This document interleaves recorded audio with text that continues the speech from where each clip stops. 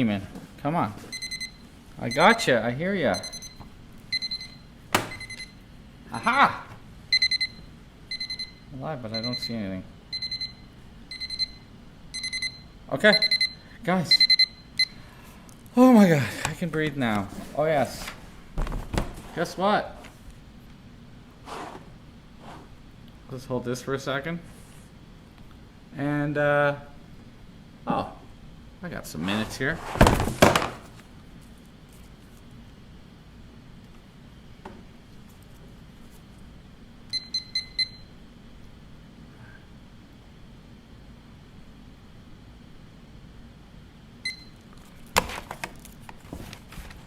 Oh, the light.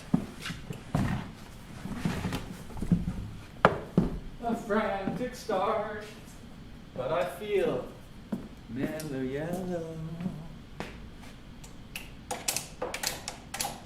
Go. Right. Okay. That's why it looks different.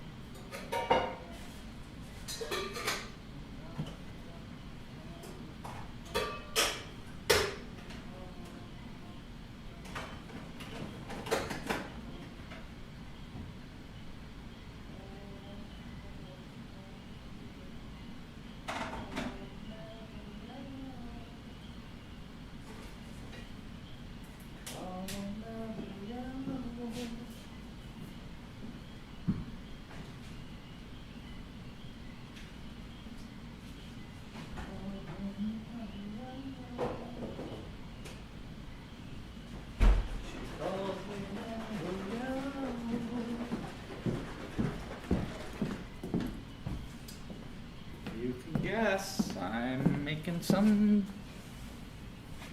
thing to drink.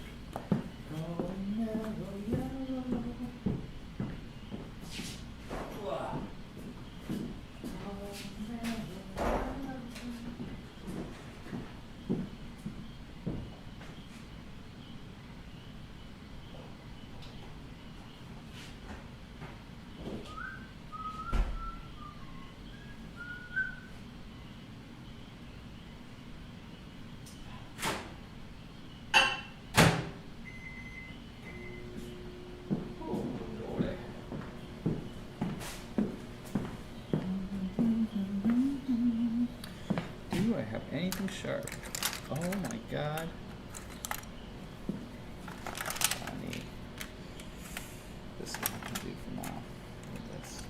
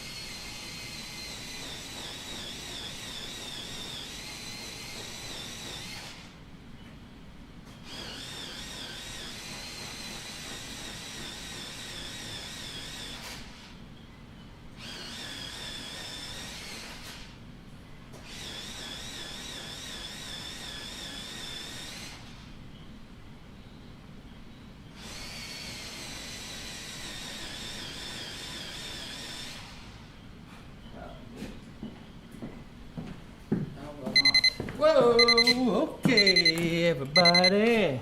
Let's get the show on the road.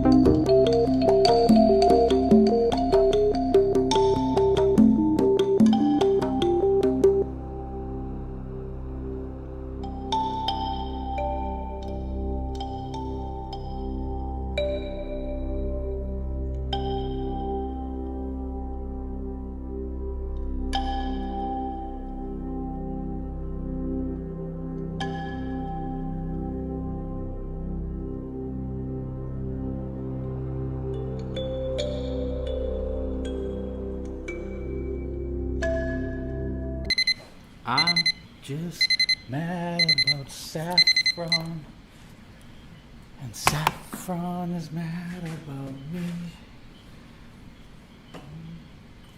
You call it yellow, no yellow. Hey, that's quite rightly. Call me mellow yellow. Hey, I'm sunburned and going crazy.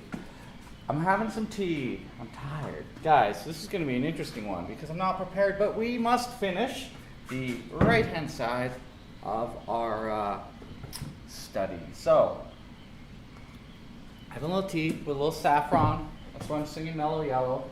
This is what you see. I kind of like to start with that. This was the first drawing that we traced and improved, which you'll see once I go down below. The YouTube viewers, the comments, if you decide to make them. OBS. Notes from a class I was teaching before I left. Anyways, let's get this show on the road. I don't even think I have pencil sharpened, so this should be disheveled and fun. And you get to enjoy the redness of my burnt skin today. I have many stories to tell you because I've been in a car for 3.5 hours. And that gives a person a long time to think about what am I going to talk about in this live stream? And then you're talking to yourself, oh man, look how red that is. Base coat, right? So, just because it's always nice to feel like you won, you look at your last drawing or the thing you did last time. So you're like, you know what? I succeeded once before, I can do it again. However, if you remember last week, I ripped this page so that I could keep it clean. Look, a fusiform muscle. So we're going to cover her up because we need to work on this side and let's not accidentally smudge her, put our hand in it, something like that. And who knows, when I reveal them both, they might look different just based off pencil technique or treatment, who knows. But I also brought this little guy out beside me, and maybe at the break I'll get the Asaro back because it's really interesting to talk about some of the triangle shapes and the muscles that you see and why they're flexed and look this way. Remember, when we're studying masters like Sabin's work, we are trying to study the more sculptural form of the body. He is a sculptor, but he draws like a sculptor rather than just that classical or Atelier method. Now, I had a few seconds to use a machine sharpener for Wolf's carbon. It's similar to the Pierre Noir Conte 1710B in that it's very black, it's quite soft, and it erases easily, which is what we're after because I want you guys to be able to see it on the screen, but you can see this one. It looks nice and rich. Pencil could never do that. Although graphite is one of my favorite materials, and my friend who's watching right now, we're talking about pencils. This is the Statler. This is what I would recommend. Statler with a bunch of different lead types. You can get these colored backs and they sharpen in the back. Totally worth your money because instead of having to do the sharpening all the time like we do with these wooded pencils, the graphite then becomes less problematic and you have a lot of control. You can, stick them out fairly far too for your toning. But I'm not going to draw on this with graphite because if I do, graphite, it's so slippery. Anytime I put if I try to put charcoal or Wolf's carbon on it, it may not stick. It does depend a lot on your paper. Charcoal most likely not, but Wolf's carbon, because it has a little bit more wax in it, probably will.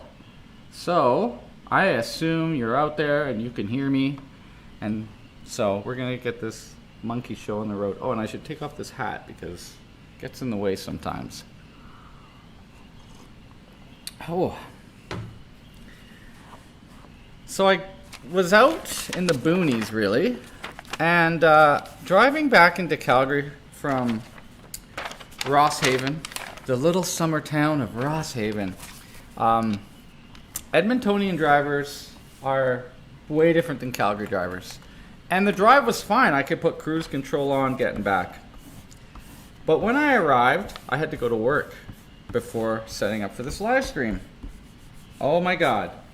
And I'm wearing chinos, so I need to put an apron on because these are too nice of pants. Probably my only pants without art supplies on them. I'm gonna just put on an apron. If you're at home and it's hot and you're naked, you'll be fine. But if you're wearing nice clothes, put on an apron. Oh God, that stings. Look at this red neck. Oh man, that's painful. Although my father came from Sao Paulo, Brazil, and I should have the Portuguese skin, my mom is a very fair redhead. So I've got my father's complexion, but my mother's freckly skin. But this base coat's going to be good for me, I think. Okay, we like to start as clean as we can. And I'm just going to move down once again because it's great. I can talk about trapezius, you know, the muscles that we'll see here, why there's a fold here, the splenius capitis going around, and we'll just move down, and you know, things will come up, but we'll see why he accentuated some shapes. And of course, I'm trying to stay fairly true to the reference, but in a way I'm enhancing it because I believe that this is a graphite drawing, and I'm going a lot darker. But really, we're going to see why he chose these muscle forms. If you look at that, it's like, if I just crop this out, you would never know. It looks like some crazy bulbous monster. But there's a lot of overlapping muscle forms going on that he's accentuating through his knowledge. And so we want to learn to do that too if we want to create this aesthetic. Here's my big talk. Okay, where's my pencils? Make sure you got pencils, erasers. I kind of like to leave the tray over here. Kind of like when I was doing the painting, you could see it. Yeah, I think we look good.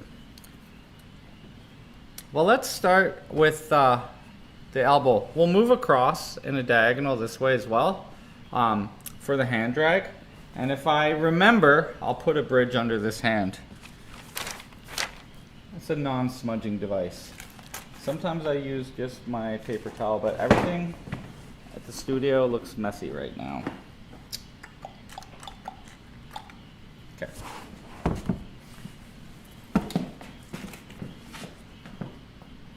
There was one blessing. So I drove back to town to get to work at 5, and I would have if there wasn't an accident because of the crazy Calgary drivers.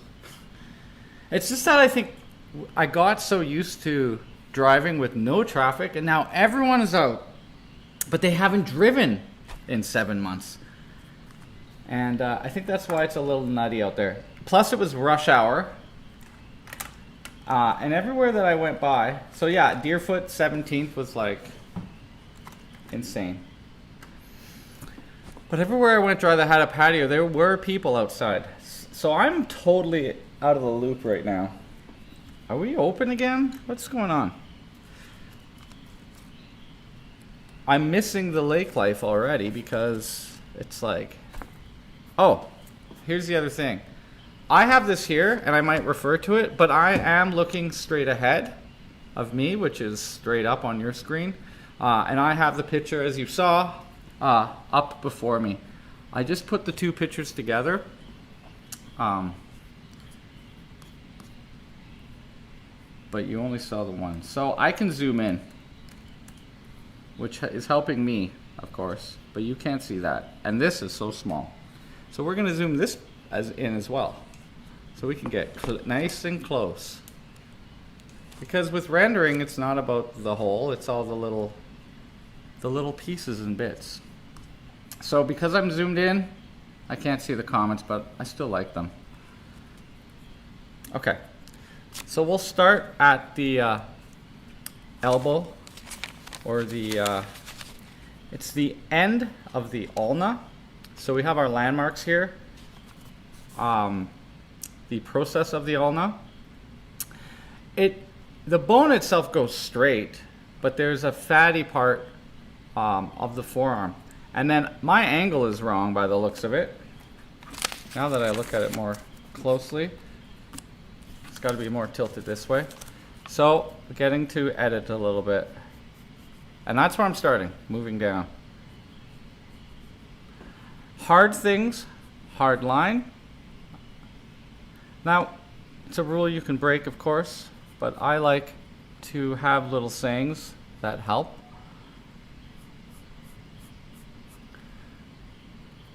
This arm, because it's stretched over the head, has a nice long curve.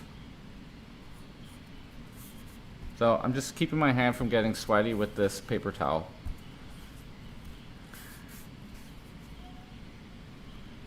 And then a little bit of tone.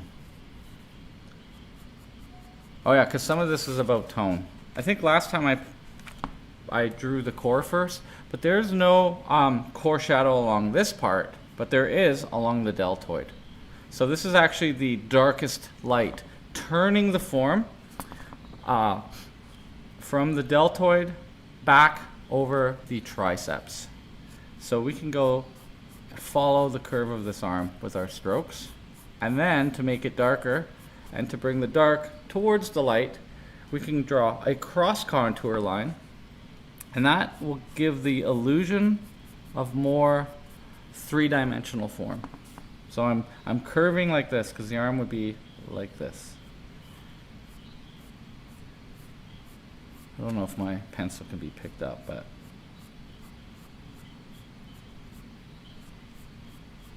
and I like always how that feathers out as well.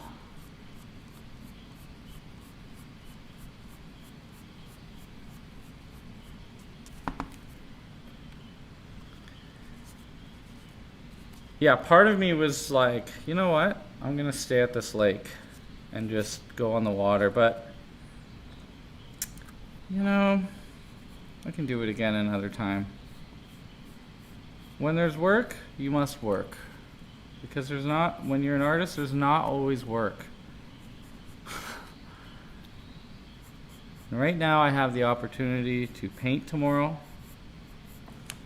So I decided it was smarter to drive back rather than the potential of going in the water. Although I spent some time on the dock. We put an extra dock length out at Ray's place, and we siphoned gasoline out of his Wave Runner or Sea-Doo. Okay, the deltoid here is in a state of flexion. The deltoid is made up of a bunch of muscles that are called multi-pennate. So they're kind of like, the fibers are interwoven, like I'm showing you with my fingers right now. They go up and down here. And here is our acromion process, and it's being pinched. So there's a lot of mounding muscle. It's not that it's flexed like how we think a bicep, but it is pushing the mass up. And so we really want to accentuate that.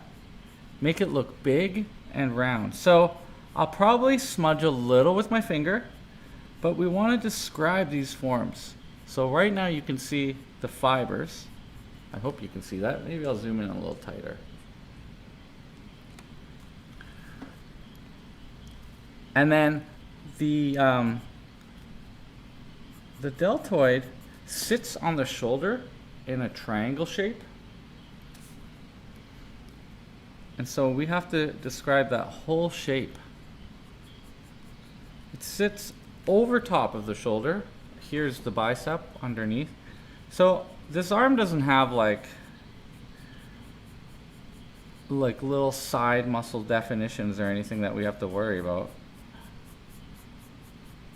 But we do need to really give the illusion that this whole deltoid is really puckering up and coming towards us.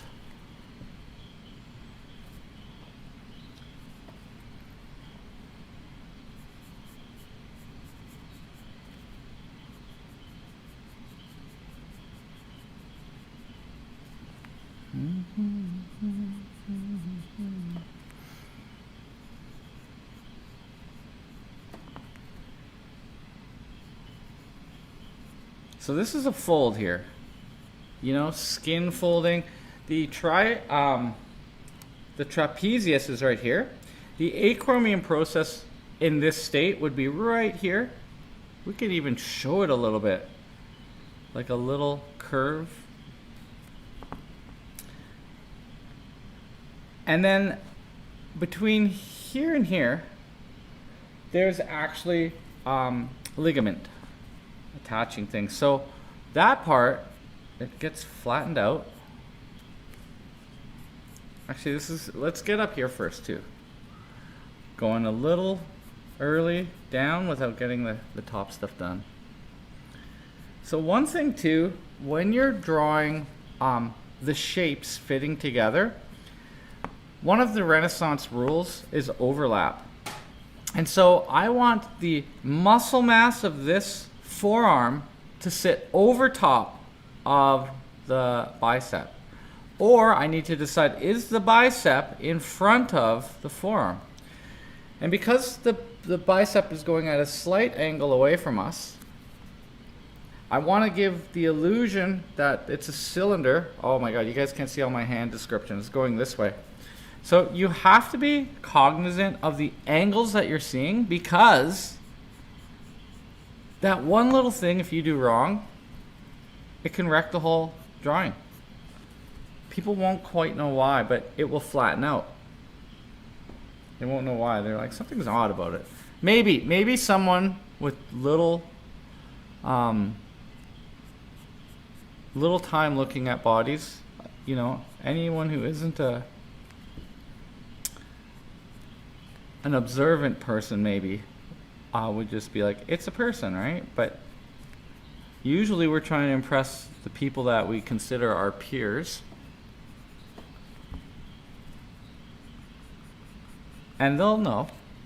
Maybe they won't be able to describe it because they haven't become sophisticated with the communication or the terms. So here is the light coming from above.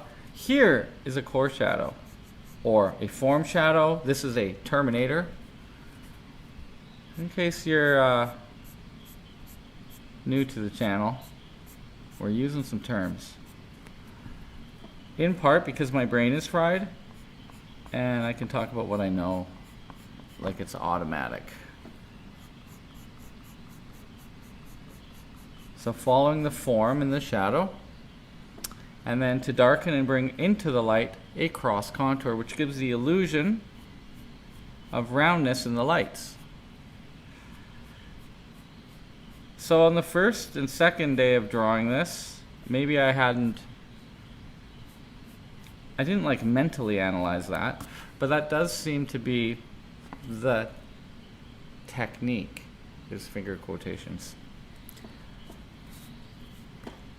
And it's not true throughout. Like that's the rule, that's how you deal with it, but it works very well.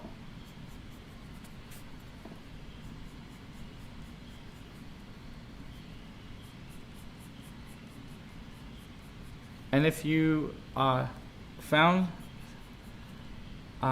Sabin's or Sabin, I don't know because I've never actually said his name to his face or had him introduce himself. I like Sabin, like those books. Growing up, there was these books I read called Griffith and Sabin, and they were the first kind of like arty book that I got that it had printed in it letters, and so each page you'd open, it'd be a different kind of letter to each other, and so it's kind of voyeuristic, which is a cool way to write a book. My stepmom was an English teacher, and so we had an extensive library, and that was kind of like the most artistic book we had. Everything else was literature. And some kid books, because you can't get rid of those. All right. The hand comes in front of, let me see if I can show you, the process of the ulna. So there's a little bit of overlap there. And it's really great if you can learn all your landmarks, and then some. Thanks for the happy hump day, Keith. I'd rather be humping.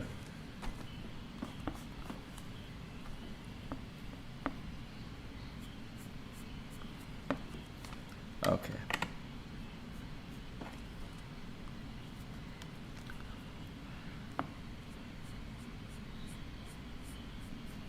So I'm studying the legs right now. But the legs and the arms, like this would be your knee, your patella. They don't quite function the same way. This would be your quads, your vastus, your hamstrings. This would be your hip flexor. This would be where the trochanter is. And in the forearms, same as the lower legs, you have brevis and longus, digitorum, meaning your digits, whether it's the long or short. So I think there's 26 or 28. I haven't learned them all. Maybe one day. I just say forearms. It looks like a turkey leg. That's the shorthand. But since I'm doing the legs right now, I think I'll do the arms next, because then I can find the relationships. And that goes back to another idea that we nerds talk a lot about here, which is that perfect practice. Like, what is your perfect practice? And it's not that you're going to be perfect at something. It's that, you know, if my perfect practice right now was to get better at short pose, then this is the exact wrong thing to do. But if I'm trying to learn anatomy and some techniques for rendering, I'm on track. And a lot of times we don't know what we need to practice or study. That's what having a peer group or instructors is good for, to tell you which way to go. Because someone has gone before you. All those great masters we love and look up to, I mean, this is not a brand new road, art. It's been done for hundreds of years. Maybe at the level that I like it to be done, at least. Which actually brings me to one more point. I mean, if you've ever seen those cave paintings of Lascaux in France and some in Germany, they are some of the best drawn, to this day, animals that I've ever seen. And they're some of them are kind of cartoony, like they mastered cartooning.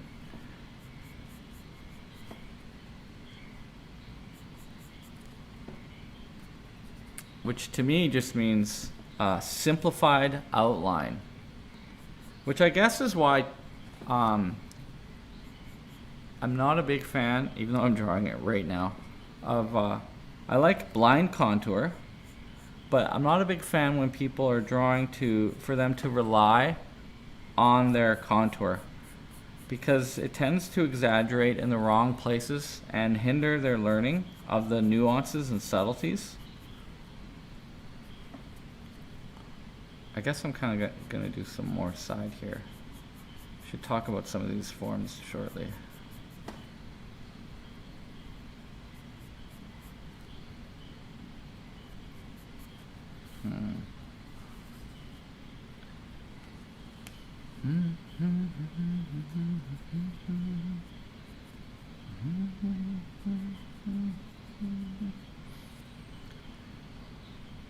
So the trapezius here, it's kind of like it's like a diamond shape, okay, first and foremost, but I like to think of it like a stingray or something, because it has these two main masses at the top, and there's a diamond shape within it of ligament where your cervical vertebrae is. Vertebra. That is good to be aware of, so it's there.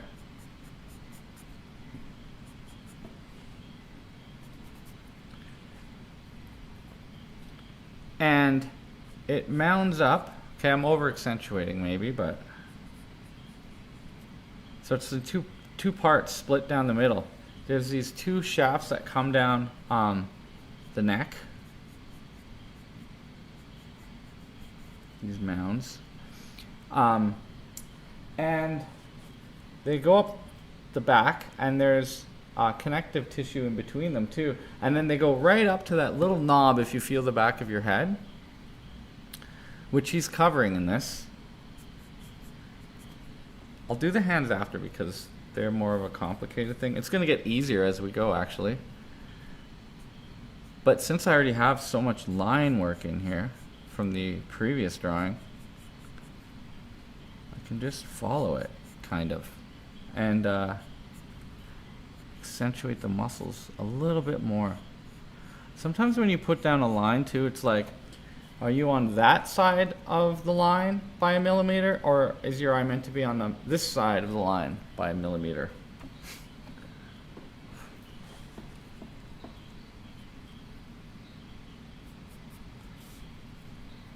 Well, you're the artist, so it's up to you to tell me.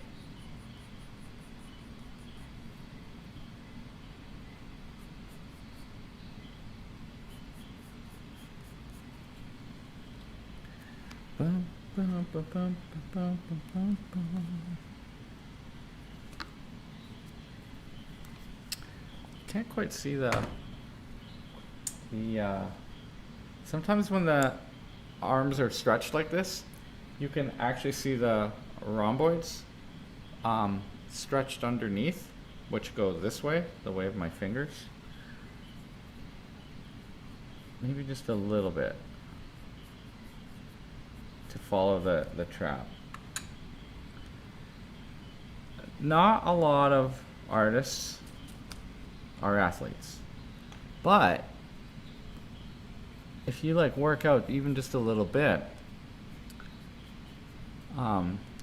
it'll really help your knowledge. Or if you injure yourself, hey, that's a good way too. I'm not promoting that.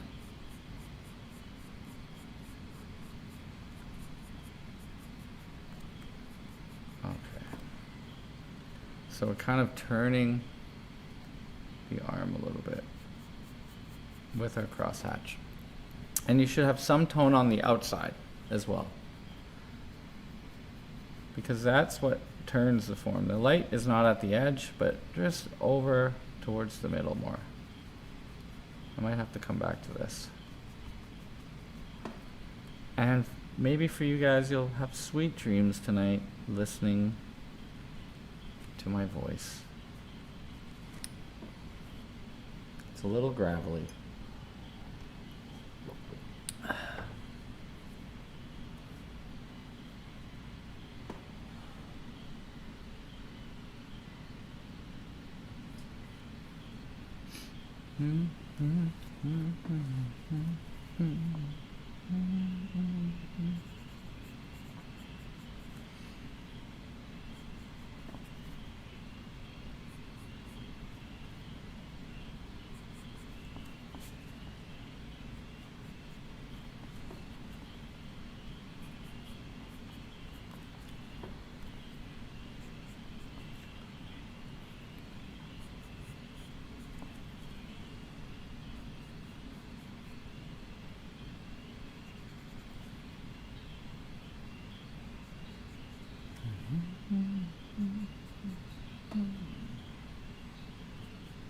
I'm gonna sleep like a baby tonight.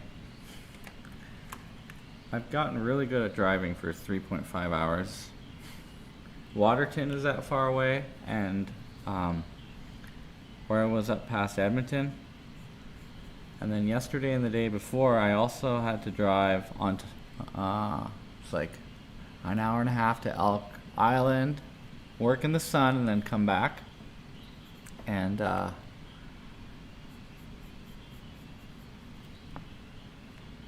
I used to not be able to drive for that long.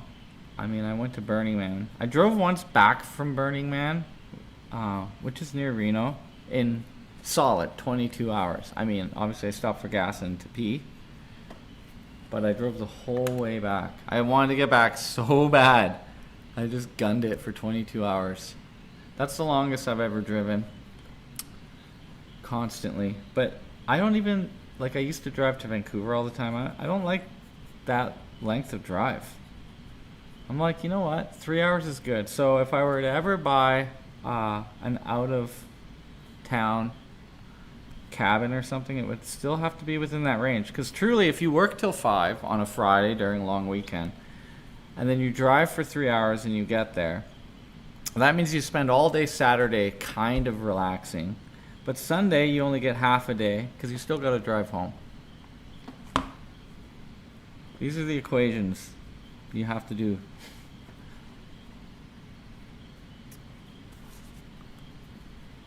Because there was lots of properties up by my roommates for sale, and they were like $125,000. Pretty cheap.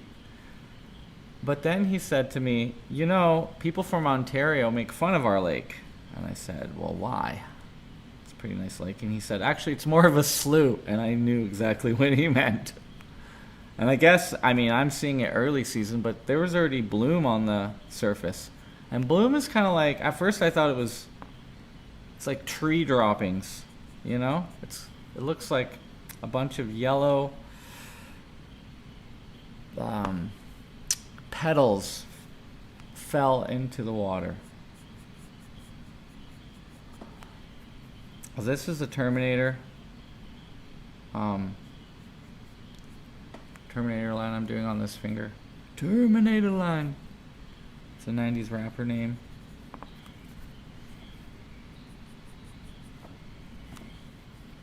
I'm just drawing whatever comes up and hoping that you stay engaged to yourself.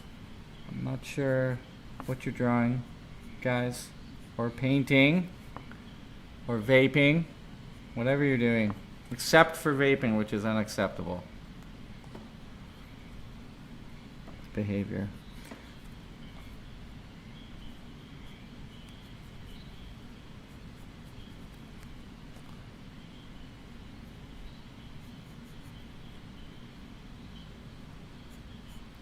So these are kind of like a spatulated fingertip here.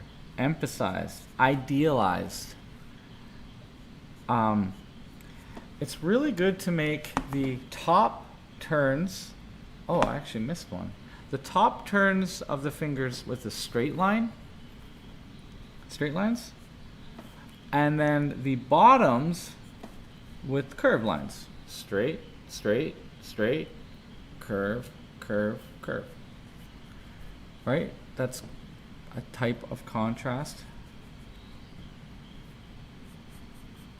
that can give more interest to the drawing.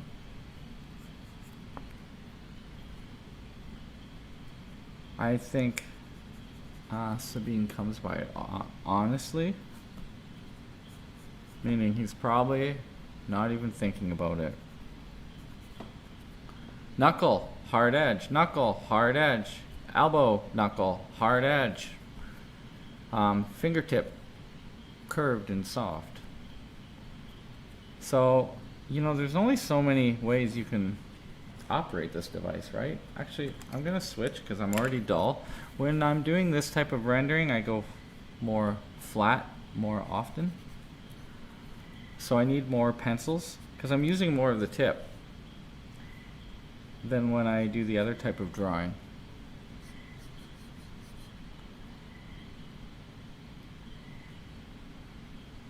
Civil discourse? Etsy Bat School? I would love to know what you mean. What do we need to discuss on this live stream without me getting in trouble? Because I learned that there are many words that you can't use, and people like PewDiePie, which is an example given to me, say things like pee-pee, and I just feel like such a little jerk for just doing that right now. To not use anatomical names because they might get flagged by the YouTube community robot. But it's true.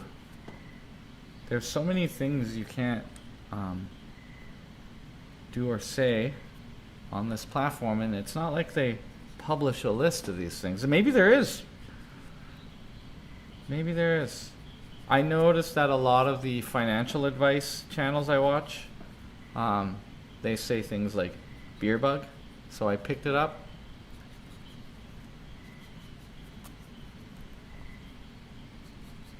It's not really political on here, so we're safe for now.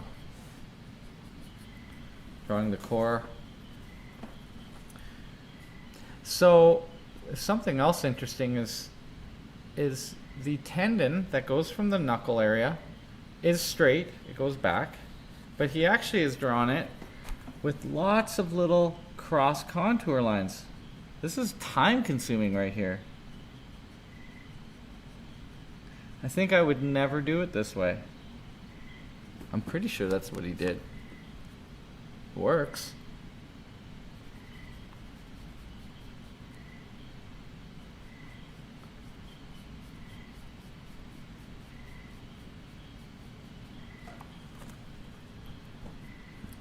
Top of the knuckle. I used to teach a how to draw a hands and feet course, so essentially a hands and feet anatomy course for those who want to understand the finer stuff that's going on. Because I really would love to draw like 52, like the big piece of paper drawings of hands praying and stuff like that. Because I think hands really show a lot of character without showing a body. And you know, although I consider myself a figurative artist, it's hard to sell figurative work, and I feel like with hands being like a self-portrait or a portrait of someone, I think a lot more people would be, at least in the market here, would be open to putting it over their couch, you know, because it's like, I just thought the hands were cool. That's what they'd probably say. But you could also ascribe a lot of meaning to that. And there's so many cool things you could do. You could have a whole Illuminati series.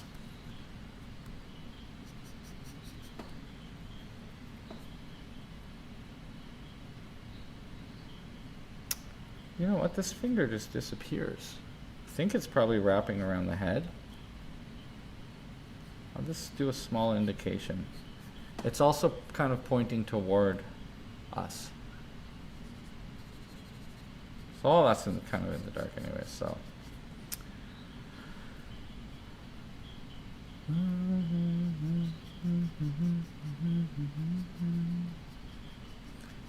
And I didn't set a timer because I'm just going to sit here and gab out loud. Honestly, I did just do this for 3 hours. I made lists in my head. I said, am I even on the right road? I thanked the computer, the navigation, every time it's like, in 10 kilometers, you will turn left. And then almost forgot a time when we didn't have these things.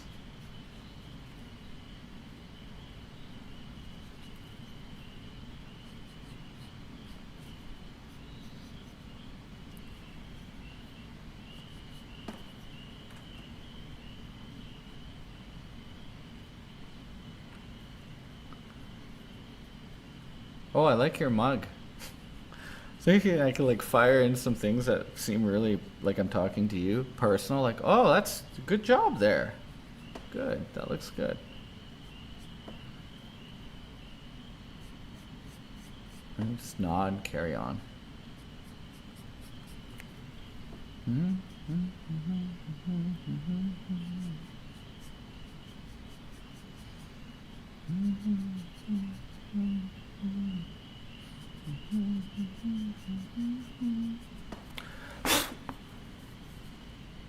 That's not, what I just did, by the way, is not a good thing to do.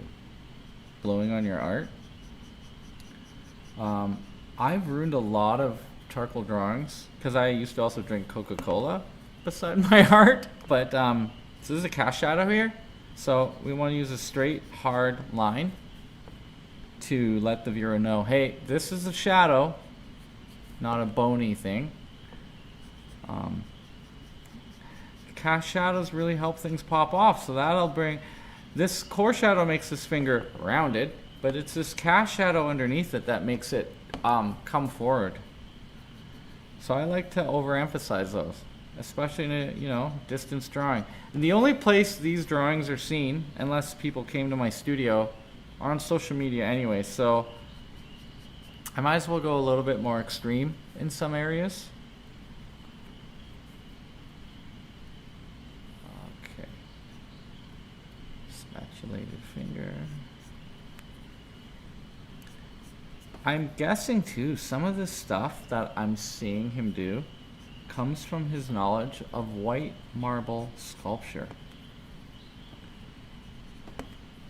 I love paintings, but out of all my favorite artwork in the world, it's marble sculpture. The ability to take something as hard as rock, but make it look soft and supple like skin. And then also, you know, it's something that lasts. Like paintings last if you don't get them wet or puncture them. It's a much easier thing to pull off a good painting than a good sculpture, I think. Like, how do you plan that spatially? And so when I went to art school, I took sculpture. I did not take drawing or painting. You have to take drawing classes, obviously.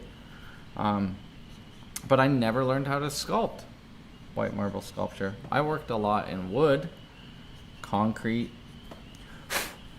assemblage, you know, it's a contemporary art school. But when I was in Italy, I got to visit Jason's studio, and he has a podcast called The Sculptor's Funeral. It's so good. Anyways, I think he's from Cincinnati or something. He's an American who went to Florence to learn the old ways, you know? A lot of the ateliers and academies are run by people who, it's in Italy, but they're not Italians. You're there because all the artwork is there for you to study. You're there because you want to live that Renaissance life. So I went to his studio and I saw how things were done, and it's labor. It's a labor of love. That's you know, I was taught Michelangelo unearthed it. I said this on this live stream before, but the truth was they had maquettes. They made clay models before they would sculpt, and then they would measure with calipers, which gave me so much more respect, because, you know, we artists, we judge ourselves so hard already, but like, I'll never be able to do that. And it's like, actually, yeah, you can. In a painstaking artisanal skill, you can do it. Anyone can learn a skill, you know? There's some argument that you can't teach someone who's not creative to be creative, right? Like, but you could teach them to hold a pencil and draw, and eventually you could teach them enough that they would start to see, like through osmosis, what you see, meaning the teacher. Because you guys who are on here, probably all going to be teachers of art one day. If you listen to this live stream every week, how can you not be? I'm going to need you here at the Atelier, because it's going to get so popular after this unnamed thing ends. I think we'll find that people have an appreciation more so than ever for travel, maybe for museums. Cameron, the guy at the Elk Island National Park working at, told us that in the last 5 years it's doubled like each year, so I don't know how many times that is, but people are getting out more, enjoying the nature we have. We're very fortunate here in Canada, but they have already seen a considerable increase in numbers. I feel like if people are out hiking, getting out, like, he even showed that this guy was bald. Or wait, that might be a representation of the fingers going out, actually. And just some lines to represent hair. The face is in shadow. So I'm going to move a little bit quicker because I realize this relaxed bunny speed is not adequate. I have to go back to my normal bunny speed. Or otherwise we don't get to the fun stuff that I'm learning right now and want to share. Hands, these are hard, just copy them.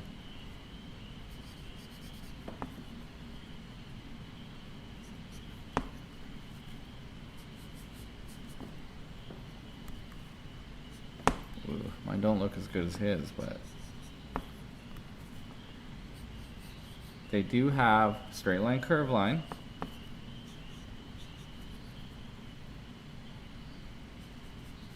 Light and dark, hard and soft. That's all we need.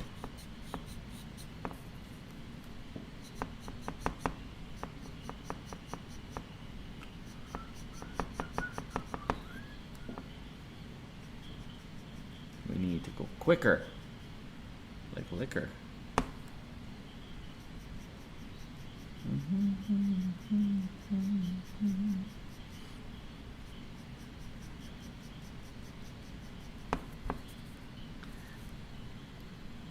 Another great thing to study, we've done Michelangelo or Michelangelo, although they canceled some of them off of here because I said the P word, the ping ping, the Magnoni. But there's a sketchbook I have of Leonardo da Vinci's. I forgot where I had bought it. It's not exactly an easy thing to come across, but with that Jeff Bezos monster company, you can pretty much find anything because people sell their used items on there. The other good one is Abe Books. I buy a lot of art books off there. But you can study Leonardo stuff, and I heard that even like medical students still use it for reference. There is that one video that I did for AU Arts.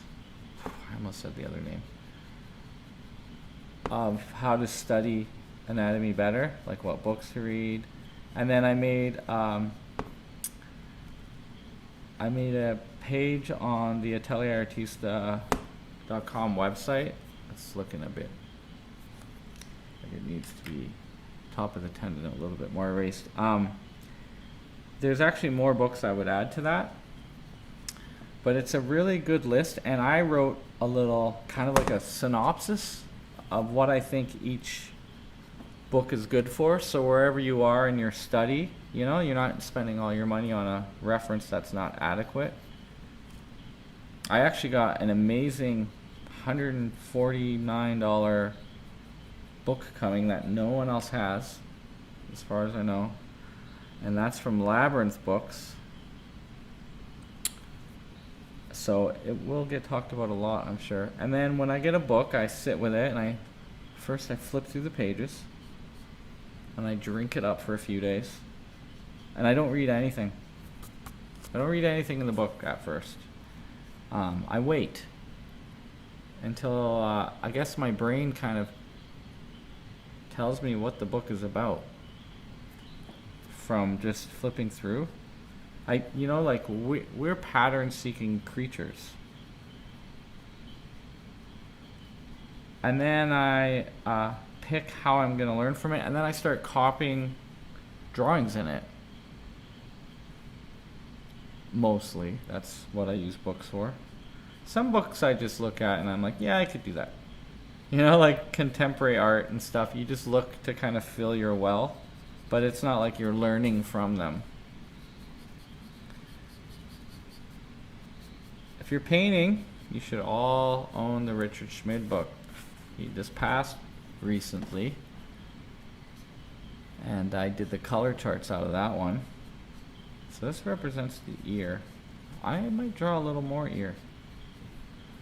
I know where it is, so.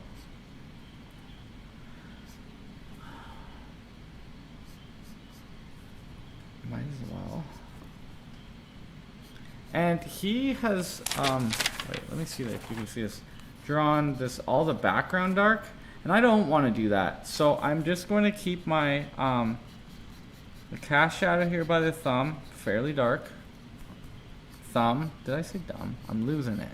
But I don't want to do outside these shapes. I do like how it gives them like a study. You know, botanical drawing kind of does that too, where it's like just the parts of the flower, not the grass and the trees that are beside it and all that distraction. So they kind of look floaty, but it won't have a space. Oh, cast shadow from the finger.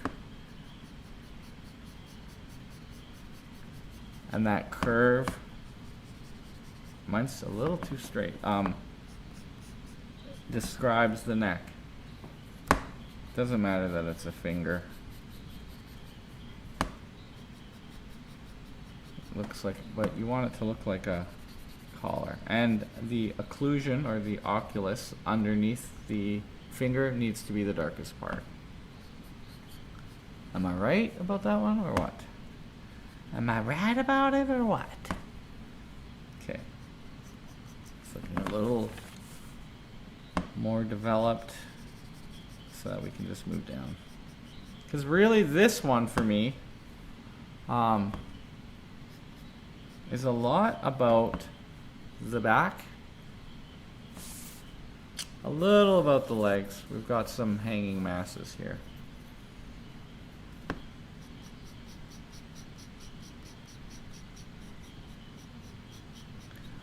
I can just feel the sunburn pulsing with heat right now.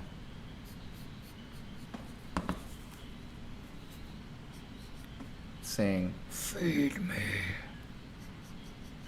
me aloe vera. It smells like aloe vera.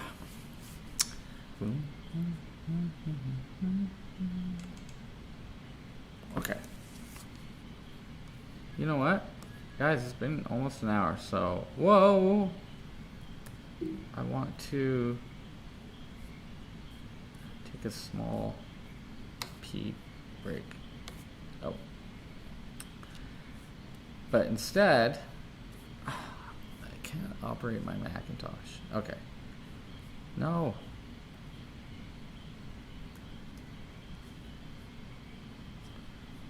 There we go. There we go. I swiped, you know, you swipe with like 2 fingers or 3 fingers or 1 finger and it does something else. I'm trying to just see the screen where you guys are on. And we had 12. So I'm curious, who the heck is out there?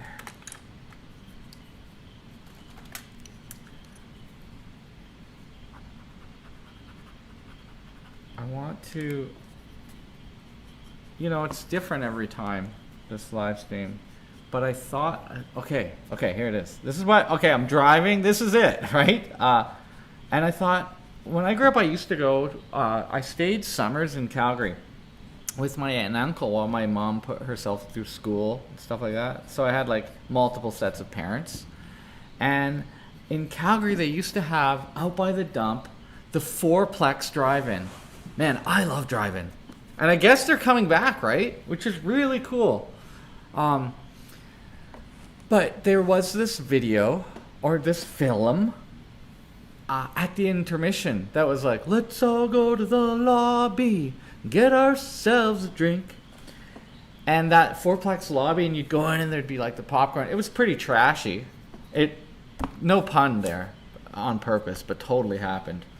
And it was like a walking bag of popcorn and like a hot dog, and it had like a baton, like it was at the front of a parade. And I thought, I can animate.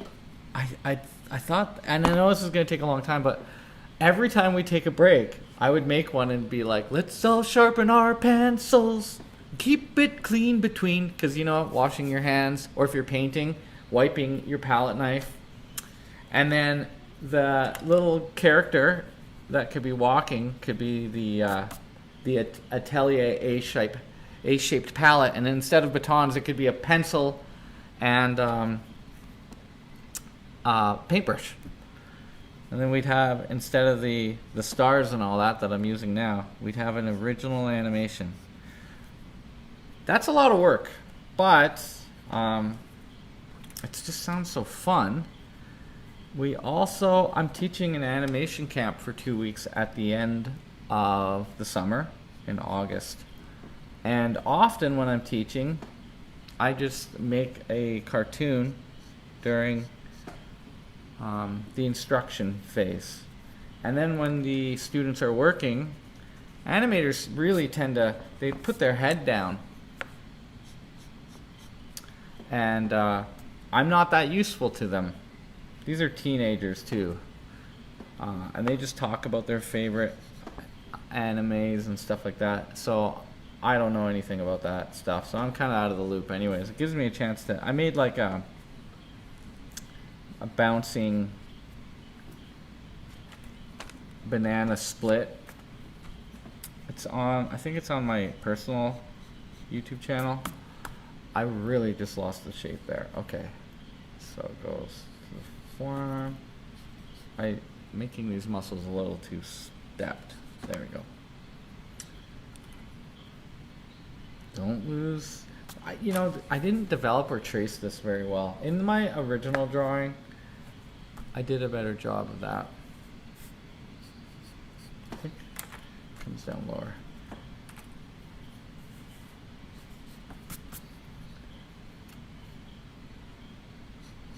Some flex mounts. Now, these bump points are actually the muscle turning around the arm.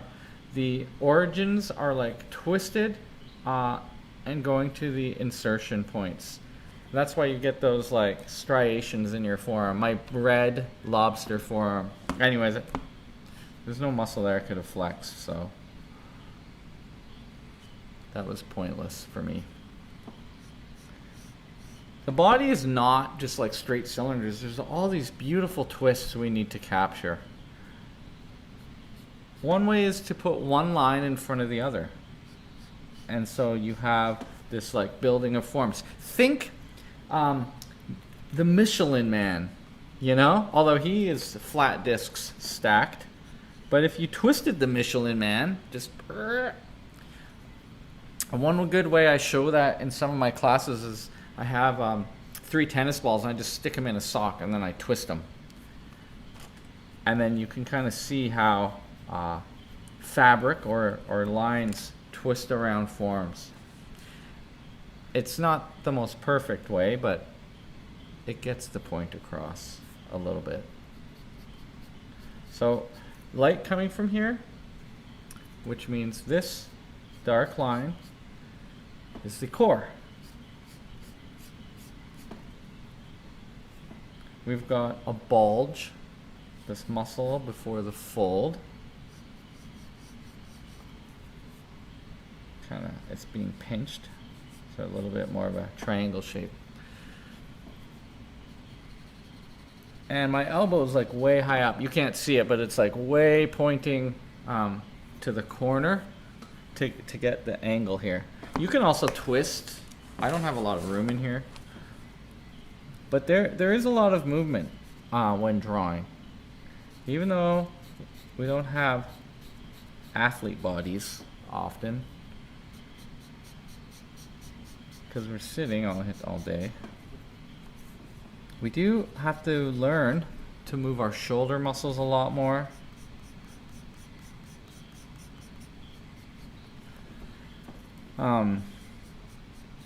Keep the drawing more active, or else you're gonna have a hunchback and when you're older.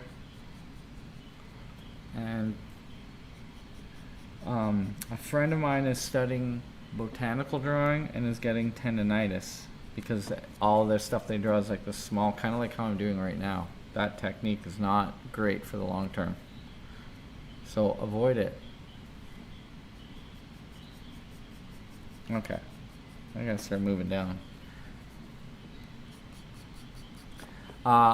The shadows, we can go the direction of the form first.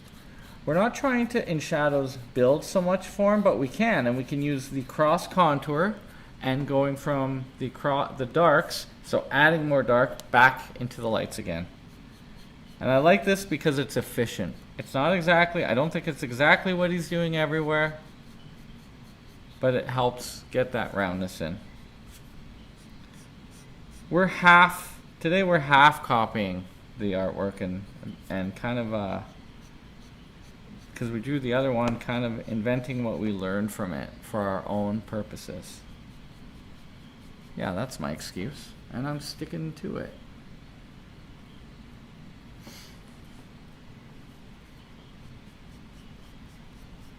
So this becomes the darkest light, and I'm gonna go from the dark, and I'm gonna turn around the form. There's actually, it's some strokes to show the folds, so it's with the form to show the roundness here, rather than just their cross contour. And this one wraps around.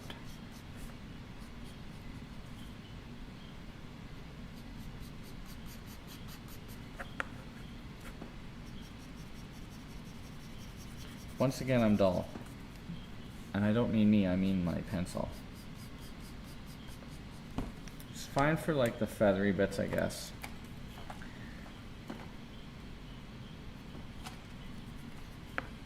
But I'm gonna have to sharpen something here. I used the electric sharpener in the beginning and it ate my pencils up, so I was like, forget this. Sometimes, okay, and then we go across to the, that gives you the tone, but then you still need to darken the tone because that tone tends to be, like when you're fairly lightly touching, that tends to be, unless, of course, right here was reflected light, then we would go on this side of it and pull towards it.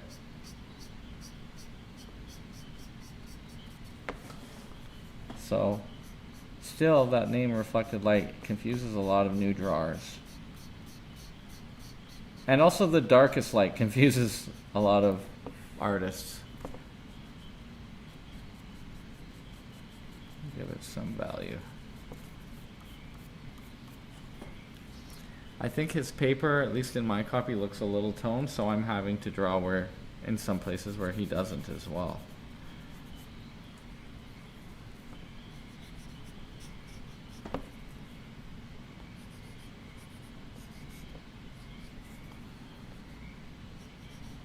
Forearms for another time. Bicep in the light. Make that a gentle S-curve.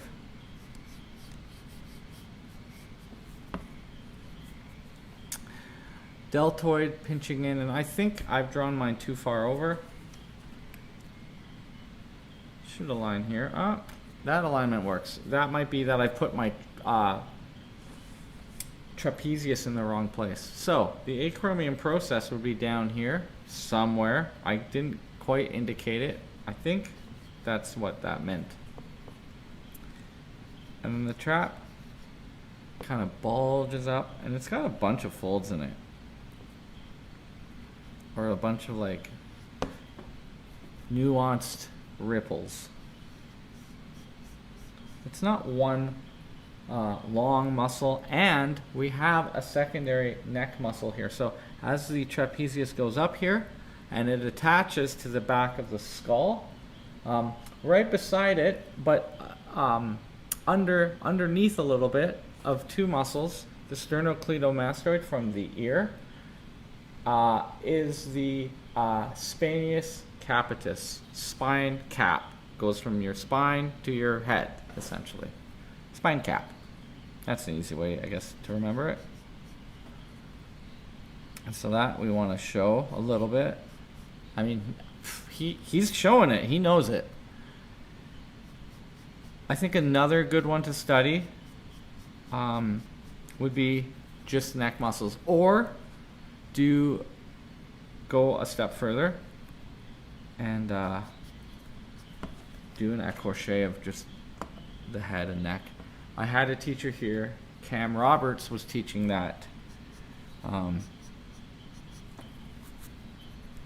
So maybe when we can get him back, we'll get a sculpture class going on here again.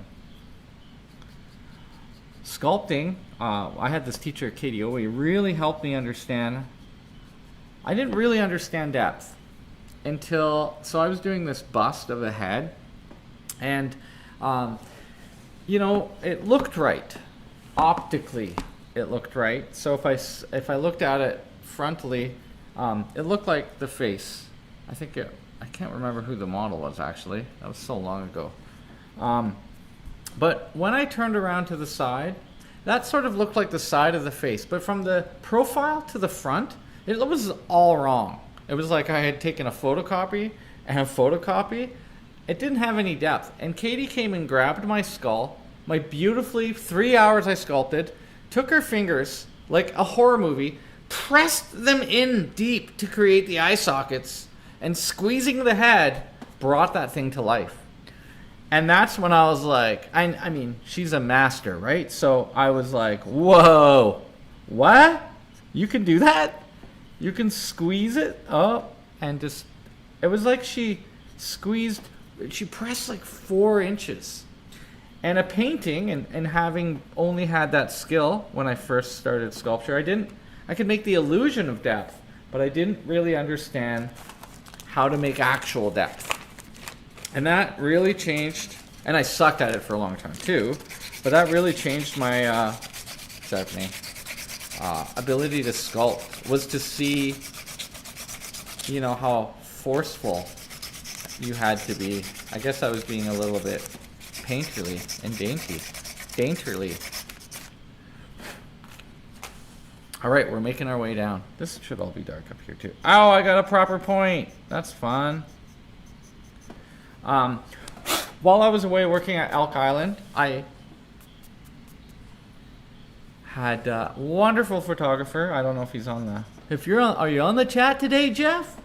Come in here, and we paid a model, and I guess he's taken some lovely pictures, and the agreement was that I have with the model that I could use them for these live streams, because I have run out of reference.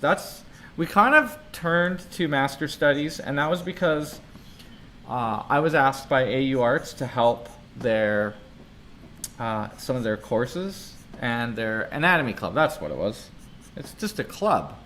And I thought, well, I have all these pictures I've been meaning to draw and study from that I took when I was in Paris and Holland and Italy anyhow, and I can give those to you for free.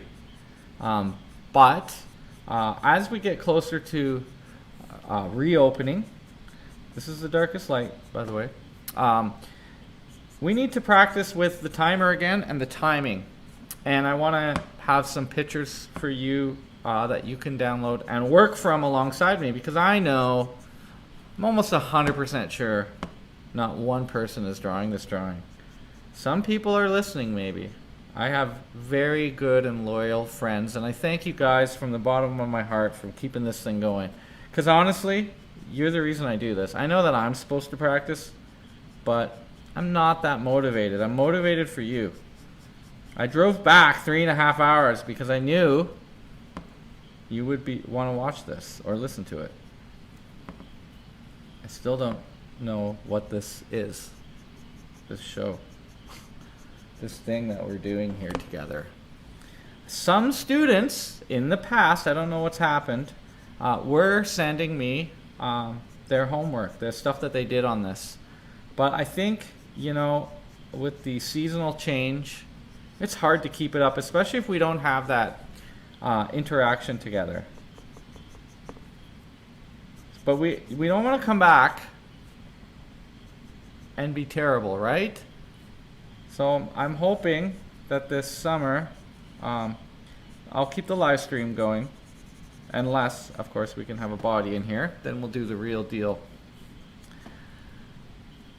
We'll just see what the powers that be decide for us.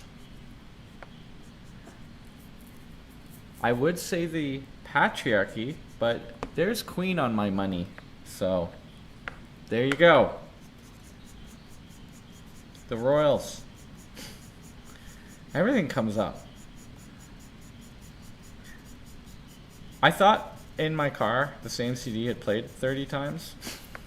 And I'm like, you know, like time stands still sometimes when you're driving these Alberta highways.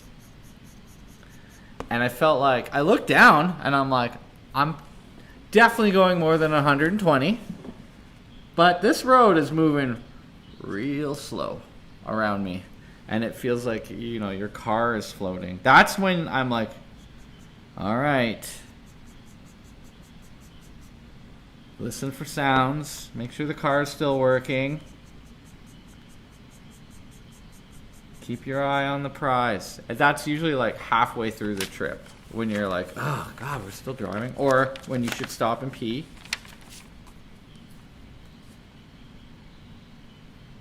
Okay. So some of this deltoid split, it's actually a flexion point. And so some of it is core shadow, some of it's cast, and a little bit of it is the darkest light. That's a very dynamic little bit.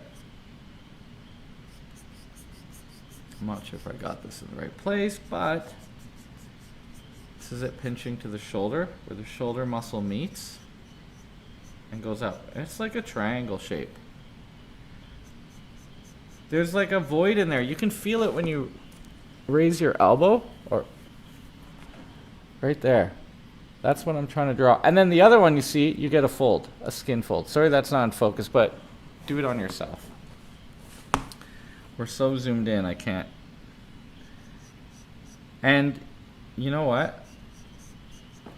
I'm not going to take off my shirt. It hurts. I don't know if I'll ever get this shirt off again. It was hard getting it on. I had an ice cold shower first to cool off the hot, summery skin. I'm actually, you know what? I always hide from the sun. So I actually feel really good for having got a little vitamin D this weekend. Oh wait, I guess it's the week. Whatever. It's all a blur to me now. Got a couple more weeks of serious work to do. Can't give up yet. But when I can, I'm going back up to that lake. This is a pretty fun time. It's a far way to go though. And I wonder if my roommate, he's commented before, he doesn't really care about this live stream because he thinks since he lives with me, he knows everything that I know. But for a while there, he and my neighbor Greg, the guy we painted in his garden, and a good friend of mine from art school, a ceramicist, Harry, I think they were having a competition who could comment the most. And they would SHIT on each other if like Ray forgot to tune in. So I was having like, my view numbers were in the 90s, and I think it was just because they would keep logging. They would log on, do a comment, and then they'd go on a text, fight with each other about whether or not they commented, and then they'd come back on and comment the last guy's comment. So for you guys, if you're starting a YouTube channel, if you want the popularity, I guess you just got to make it a competition or something. Because for a while there, it was doing pretty good, and I think it was those guys. I should remind them to come on. Also, I was using social media at the time, so I could remind people to come on, but I'm enjoying the break. I mean, we saw buffaloes, and went on a trampoline, and a sea-doo, and all sorts of really cool stuff I'd love to share, or rub in people's faces. You know, like, what is the point of social media? So I feel like if that's the motivation to go back on, It's not good enough for me. But I'd love to share it and be like, look at how cool life is. You get to do stuff with it. Okay, let's start to get complicated here. So a skin fold. Now, oh, we get to talk about the back muscles. Okay, in this area here, the trapezius connects up at the top of the deltoid and it swings down. And there will be some bulges up here from the muscles that are underneath here with the rhombus. But if you also look I don't know if you can see that, a really interesting area, infraspinatus, teres major, and then the turning of the lat, and then the erector spinae. Wait, I'm pointing at a thing you can't see again. I know, I need to pay attention to what I'm doing. Je suis désolé. Okay. Oh, fun stuff. I love drawing backs. Probably more than I like drawing knees, which are also really hard. But, you know, when I first started, it was like a back was a rectangle. And, you know, you'll come into the studio and you might not get a great seat, right? Because you came late or whatever the deal is, or, you know, the model moved, the lighting changed. So I actually have this little sculpture that I have studied of all the over accentuated back muscles and stuff. Or I bought this one on Amazon for $40. It's pretty good. It's great. It's a little shiny though. I guess like a sweaty body. But you can set up a desk lamp and draw from it. You can use Vesuvius's books, the flayed bodies. Oh yes. So here, Sabin is like really accentuating all those folds. The other thing that's happening is top light. And top light is really good for showing as much form. So if you're going on Tinder, not that I recommend it, you'll notice that the people who look most muscular don't necessarily have the most muscles, but they have a high hard light. My bathroom has high hard light, and so when I get out of the shower, I look really buff. And it definitely helps having that light source that way. If you lit this from the front, so if you think about like a brick has texture, if you light a brick from the front, it looks like an Alberta basement. It looks like the photo of a brick, or like those fake bricks they print out. But if you light high into the top, the shadows fall in all the little holes and underneath the brick, which makes it look like it has more texture and depth. I don't know why I used brick for this example, guys. Brick house? I'm a brick house. Maybe that's why. The connections in my brain are strange. I gotta bring this bridge back here because I gotta work this area here. So here we see the stretching across and the connection of the scapula. And this stretching part, this is bone here, this lightness, and that is where, the rhomboid is attached here. So we can actually show a little bit of it. The trap, obviously, here, although I think a little bit higher up. There's this big diamond along, and then the erector spinae, so it'll catch light there, which I have it drawn in dark, and it should not be. This shadow we're seeing here is the part of the spine of the scapula. We have there's kind of this muscle that comes around across, and it's the line of the lat. So it hugs around the body. And he's showing it flexy right here. I'm gonna have to actually look at this model because that is the muscles underneath the lat pushing through, and we can also see vertically some ribbage because this is the long side, expansion and compression. So there's a lot going on in this that you can look and study and learn from.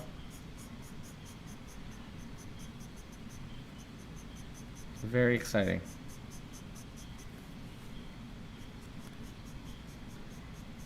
The skinnier models or the leaner models are the ones where you can really see all this stuff. So it's not about the size of the back muscles. It's more about how much like comparison to hard edges like ribs you can get.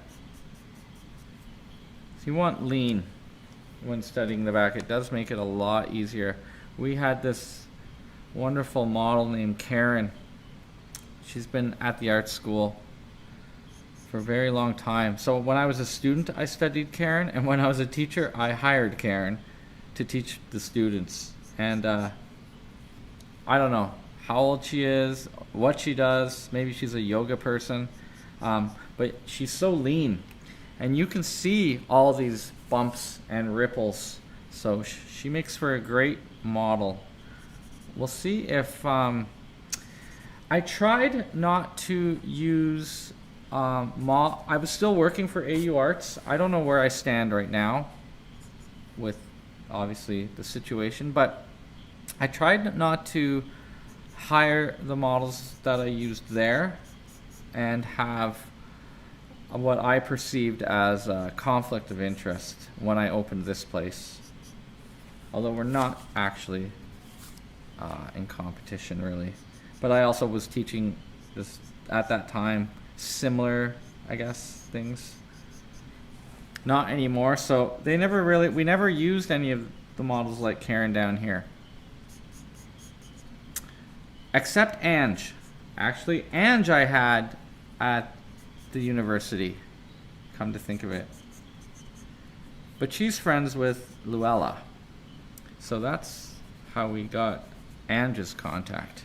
So I don't have the model's contact from AU Arts. HR takes care of all that stuff there. It's a big institution, right?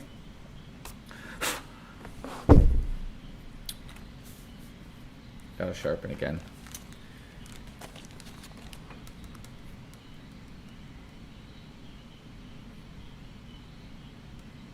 Thank you for the emojis. I wish it made a sound when you put stuff in there so I would know to look up. Actually, maybe that's a setting they have. Bing! What I've noticed now too on the YouTube channels I watch, like they're all getting so annoying because everyone wants to monetize or whatever. So I watch all these videos and now they're like talking to the audience and saying, thanks for this I don't know, like the super amp or whatever, like they have different names and you join their channel and pay money and then it like comes up in the chat. Anyways, YouTube's turned into a telethon essentially. I'm gonna make you guys a promise that that's not what will happen on this channel. I may in the future make videos to sell, but this stuff is not going to. If you see ads, that's not me. This channel will not be monetized. This is not the way I think about things. But it kind of breaks my heart that all these guys now. Oh yeah, and they'll have like whoever their sponsors. They'll start it out now, and I follow this one girl, and like it was really good, and she got a cool hand tattoo, and I'm like, that's right on. And then she's like, but I can't show you my hand tattoo without this box of flowers that was made by, like, it just sounds like she's making up hokey names for a botanist, or basically she's now selling, like, you can get flowers sent to your house. Yeah, surprise. For 100 years probably, you could probably do that. But I guess that's how she's selling her wares. I'm not really sure what to say about that, but they did ask me if I was interested in selling watches. Speaking of which, I'm wearing one, and you can get it. I'm not affiliated with it at all. It runs on the power of my hand. That's how I decide if a watch is cool. The funny thing is, watches must really need advertising right now because you have a phone. It does a lot more. I love them because it's their man jewelry.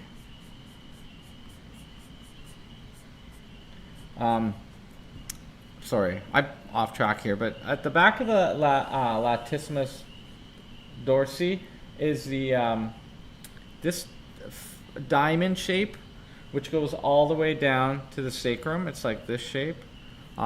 It's called the aponeurosis of latissimus dorsi. And I'm actually, right when I was just drawing there, I was like, oh yeah, that's where it's stretched, basically. So right here is like the muscle fibers. There's kind of two folds in the lat as it goes around the body. So I'm just trying to locate, they're not landmarks, but they're like right under here. And this little skinny one, we have the teres major, teres minor. Up here's the infraspinatus. So I just want to, they're not landmarks, but they're things that I know that I need to place. And if you look at his work, they're actually the darkest shaded. Back to that, that's there and there, by the way. That I've never understood this little triangle here. What they over accentuate it, but in the models, but we can see it happening right here. It's like a divot in the body. Because, okay, so whether or not you believe we're created or whatever, some muscles are sitting over other muscles, and there are areas that there are divots. The other place that you may have experienced the knowledge that there are voids in the body are landmarks.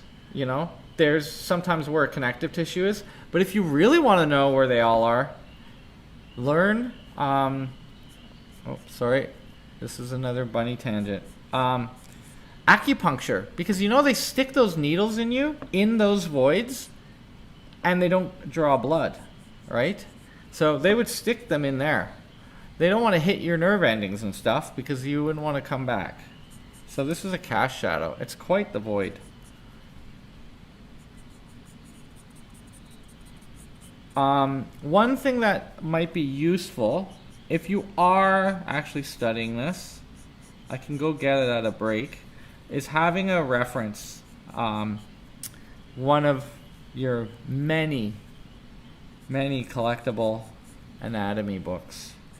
What's that? The one that we used in school and that I do recommend. You can buy it at the AU Arts bookstore. I think it's just called Anatomy for Artists. It's a burgundy cover one, and it has my favorite teacher of all time, Robert Beverly Hale's foreword. The book was, I think, the late 1800s by his teacher,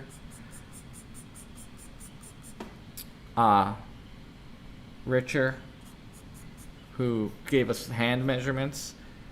Beverly Hale gave us cranial measurements. In a way, Loomis gave us head links. I prefer cranial masses myself, but it's a smaller unit, so it's a little bit harder to know where everything begins and ends. Whereas head lengths is more surface things. Head to chin, chin to nipple, and that changes. Nipple to belly button to bottom of pelvis kind of idea. Cranial masses aren't so nice. And also on the legs, there's 3 per leg. So you've heard me talk before about how 3s aren't great in drawing. It's easier to separate things in half, but whatevs.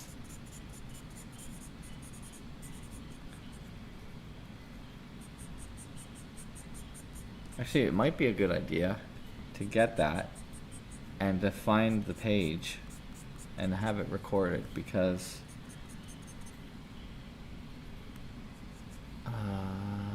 wait, I can speed up the process for you.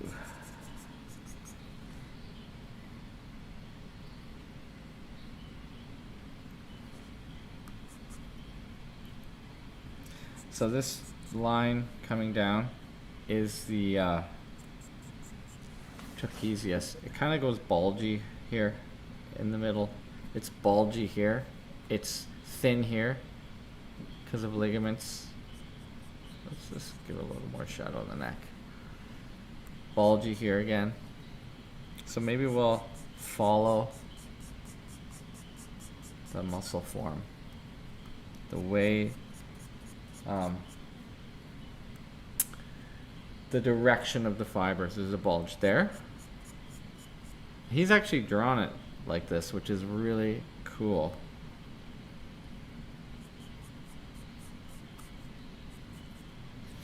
It actually bulges over the lat, but we're seeing the muscles underneath it. So, and this is almost like ribbage here. The ribs turn downwards.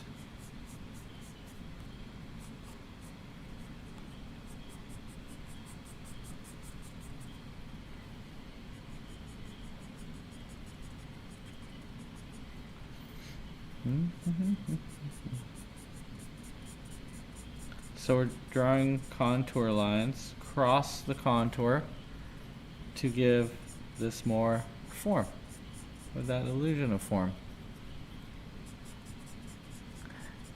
When I was typing "we" in the descriptions, been doing this for weeks, guys. At the Atelier, I'm a royal "we" guy, because I didn't make this place just for me. It's for all of us.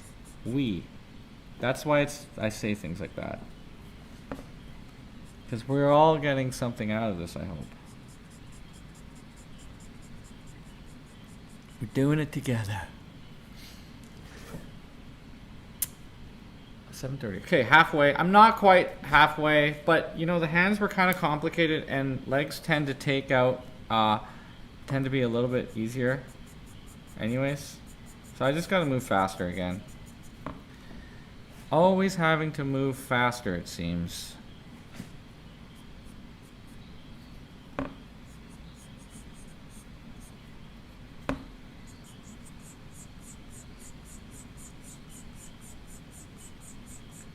I would love to spend 6 to 20 more hours on these. And then I would really, really be cognizant of slowing down and being like, okay, go get the book out of, and then like figure out what is he trying to say. But really, I'm just following the lines. This is kind of like coloring today. And in fact, I've moved some anatomy by accident.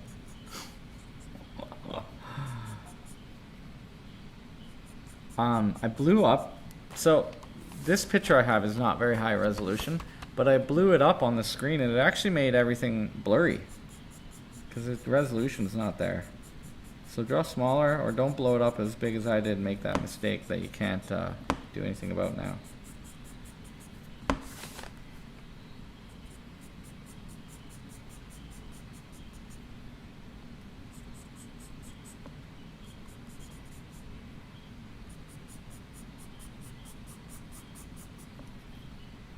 The back is the last thing I would actually learn.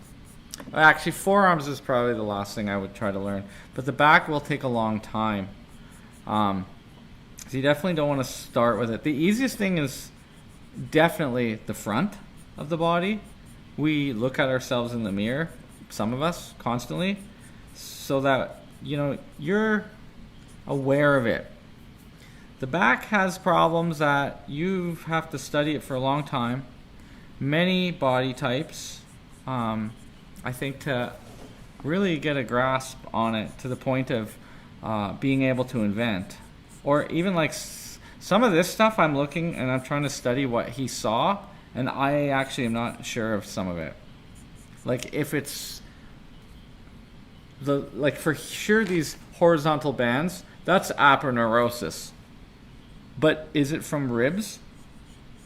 Is this a stretch from a rib? I don't know.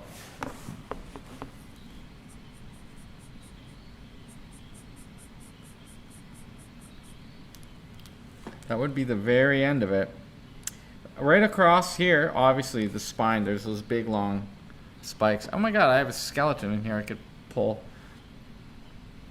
The erector spinae at this point is pulled flat. It's got two bulges right here too, which are what we see kind of right here underneath the trap. It's kind of like a lung shape, and then the erector spinae plus he's twisting. So that's what this bulge is right here. Is this interesting to anyone out there? I'm just talking myself through it. How about that? I won't feel as guilty if you're bored. Just leave the channel on and turn the volume off. Keep these numbers up. Be like Greg and Harry and Ray, who don't go on this thing anymore because they're not fighting about it. Plus, right now, I'm willing to bet Ray's been drinking all day at the lake. What a life. I actually, you know, I've known about the lake for years. I've gone out there. I went out there like 6 years ago. Jumped on the trampoline. But my best friend and roommate has this amazing place to go to. It's just a little far for my liking. And got to see kind of lake culture, you know? I didn't grow up ever on a lake. But as soon as you get on there, it's like, take off your shoes and get drunk. There you go, lake culture. Summed it up. You know, he gets up late and doesn't have anything to do. We spent the whole morning fixing the sea-doo. Siphoning gas out of it, putting out a pier. It's like, what are you going to do today? I guess I'll put out the pier today. Well, the reason he put out the pier today is because I was there, and it takes 2 people. But man, I was like, should I even go home? I could stay out here. And then I came into my studio, and I was like, no, this is the place I'm supposed to be.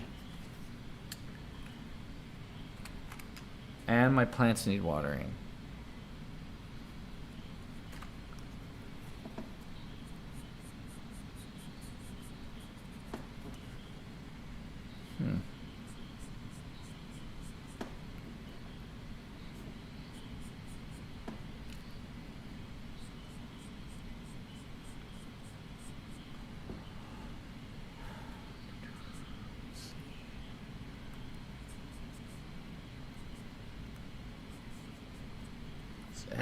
Edging these shapes a little bit more. The back bends in like a V. Some of this is cast shadow, but I want to do the darkest light in there as it comes up the spine. We don't see, because of the way the back is flexed, if his body was bent forward, we would actually see the protrusions of the spine. There's one right about here.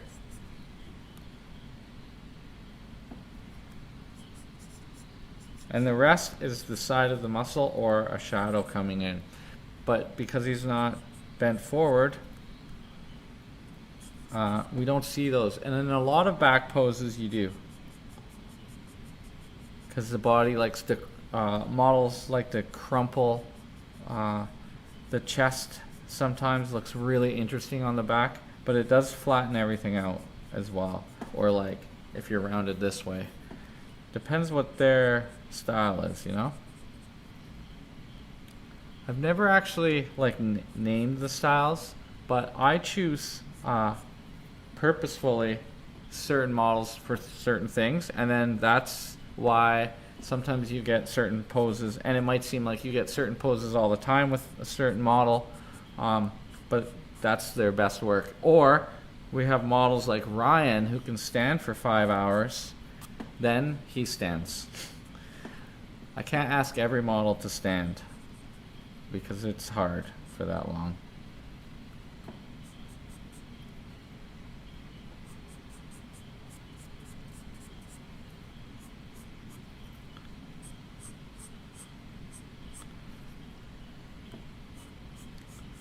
And then, you know, if people are really flexible, we gotta push them to the limit. Don't spit out your drink though when you do that. Try not to get colored, sticky spit flecks on your drawing. I actually have a brush for that job, a drafting brush. I've ruined a drawing right at the end or right before an assignment was due in school by doing that.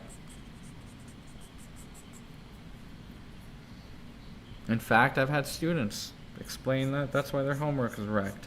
And it's funny because people, if they do wreck their homework, then they bring in nothing. They don't even bring in you the wrecked, which then we could see what they did.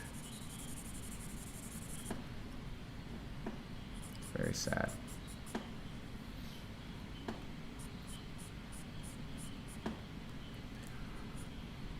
Right here, so that, back to the scapula for a second. He actually shows its side here. That's pretty cool.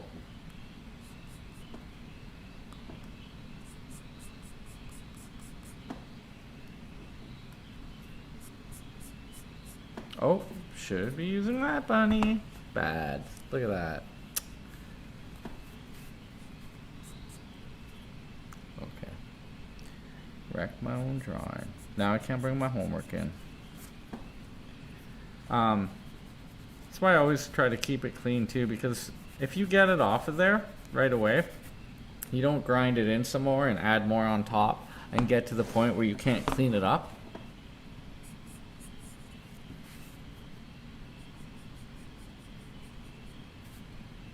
Try not, if you're doing this, to lose where you are. Look for your landmarks. Look for things you know where they go. And then strengthen that and build out.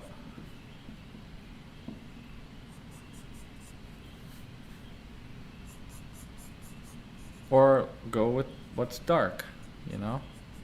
What's dark? That's dark.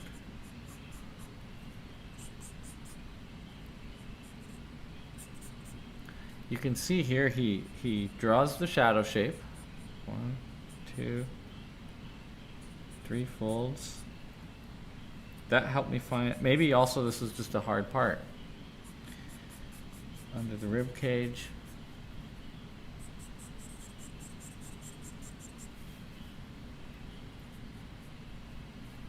And then probably put the tone in over top. I'll ask him.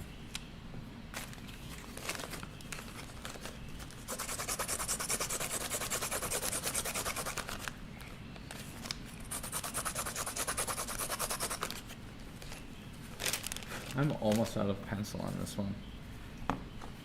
I think I'm gonna have to come back to this one, time-wise, and make my drawing better when I'm not losing my mind.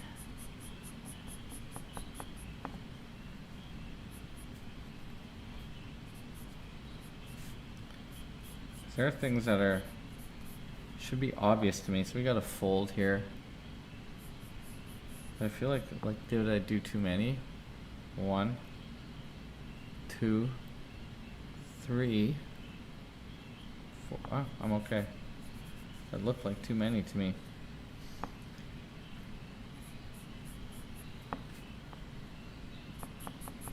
And we'll just make it dark. For now, the shadows don't have to. You can add cross contour to some areas to describe bulbous muscular forms, but we just want to get where's the dark and where's the light most of the time. And I gotta get moving down. So up here, the oblique externus, same as here. That's this bulge part before the hip. At the hip here, you see this roundness. Wait, am I on camera? Sorry. We're gonna get down to the gluteus medius. I'll zoom out a little bit. Yes, it looks good on camera. I don't know about your frame rate. This bulge here on the side, the gluteus medius, there's a separation between the gluteus medius and the gluteus maximus. So this is the muscle that if you're driving your car, it gets all tensed up because you're pressing your leg all the way out. And then your lower back gets sore. It's actually from the area near the trochanter, a lot of back pain. Hey, I am not a medical professional, and I should mention that probably in a live stream for some reason. Don't take medical advice from an artist. So that's the other thing. I watch these tarot card videos on YouTube, and they'll be like, they'll give some sort of like actual health advice. It's very strange. And then have to say, but I'm not a doctor, so don't take medical advice. But I guess they see in your cards, you know, you should, and it's also things like, well, you should just be eating healthier. But I guess with America being what it is, you can get sued. So going from where the great trochanter is across to find the top of the butt here, and then I go across. So I'm drawing right now from this rather than what's on the screen. Oh, that's not my line. That's actually Sabin's line. Look at that. He actually drew an angle. Wow. So he drew a box shape. He left it for us. He left a little glimpse. That's great. Anyways, I was trying to say where to find this and then realized, better get this angle right. He gives an indication. So actually the butt's gotta be lower. So yeah, if you go across from the trochanter to trochanter, so outward bulge and inward dimple, you get where the top of the butt is.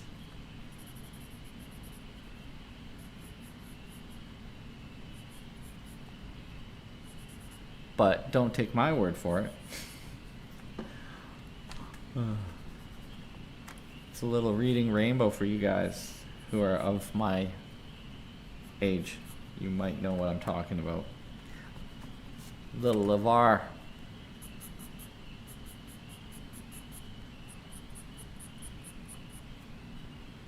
And he does some like cool artsy stuff here. He makes some neat shapes. Shows there's a dot there.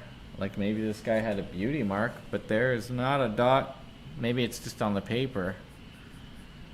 Actually, he's done a few dots. So wow. Now that we're studying this, I didn't even notice this. He puts a dot there. And across from this hip. Dot there. I guess he's trying to show us where there's like a little spine touching. Interesting. That helps me find my way. That is not... I'm trying to think where I would... You could use that technique for joints too. So my original drawing, this was not very well developed, so I'm squinting my eyes, and I'm actually not looking for anatomy.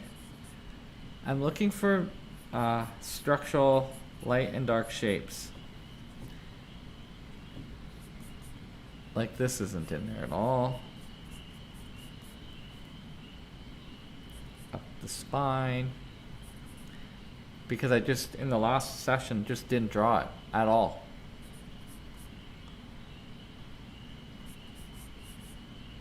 Time-wise.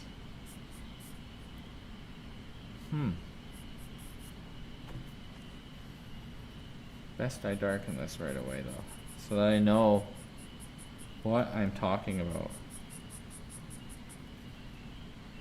That might be too low.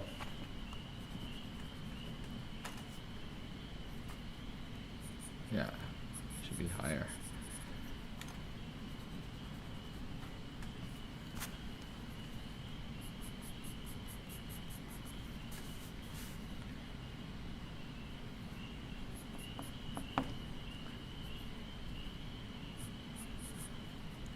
So that erector spinae up here gives shadow. So I'm going to go across the contour. Now the erector spinae muscle fibers actually go up and down, but it's under the aponeurosis, so it has to be stretched out there. But we're talking about shading as a cross contour anyhow.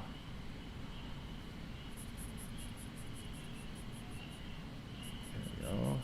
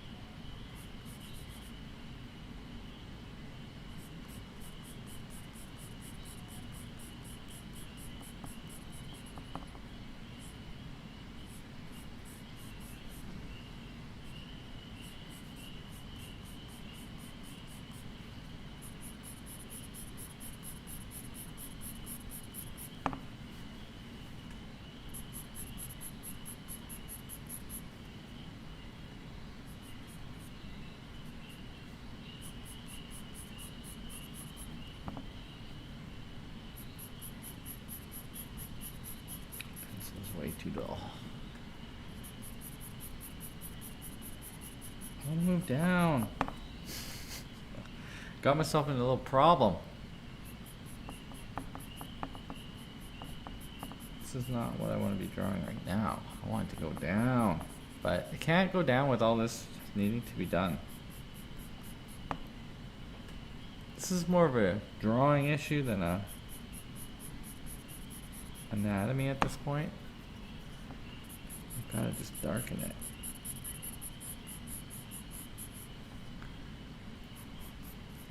It's mysterious, and I think I'll leave it like that. Across the contour.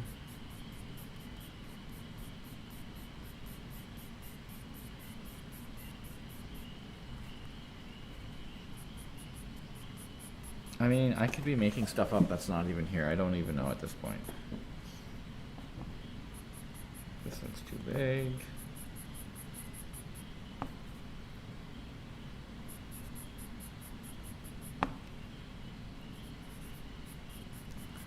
But honestly, this does feel like that could be right there, could be the live stream, the whole length.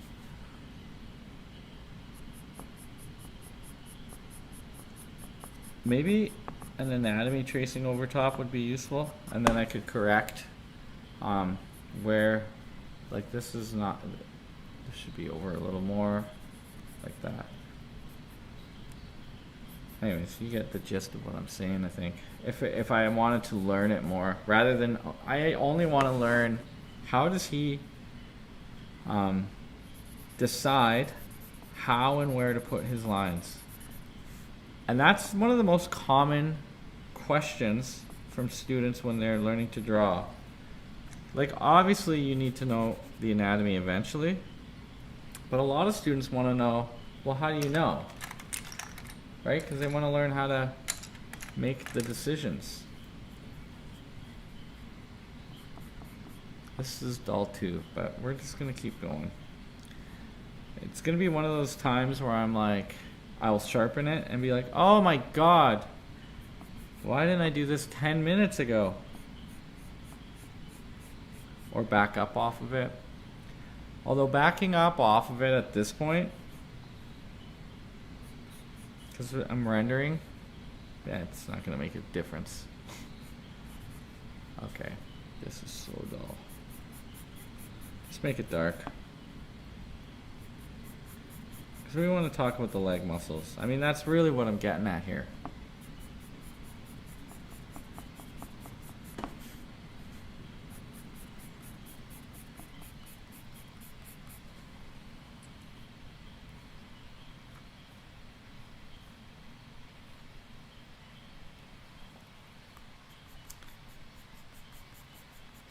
Yeah, this might be cool to do muscles on top of with tracing paper.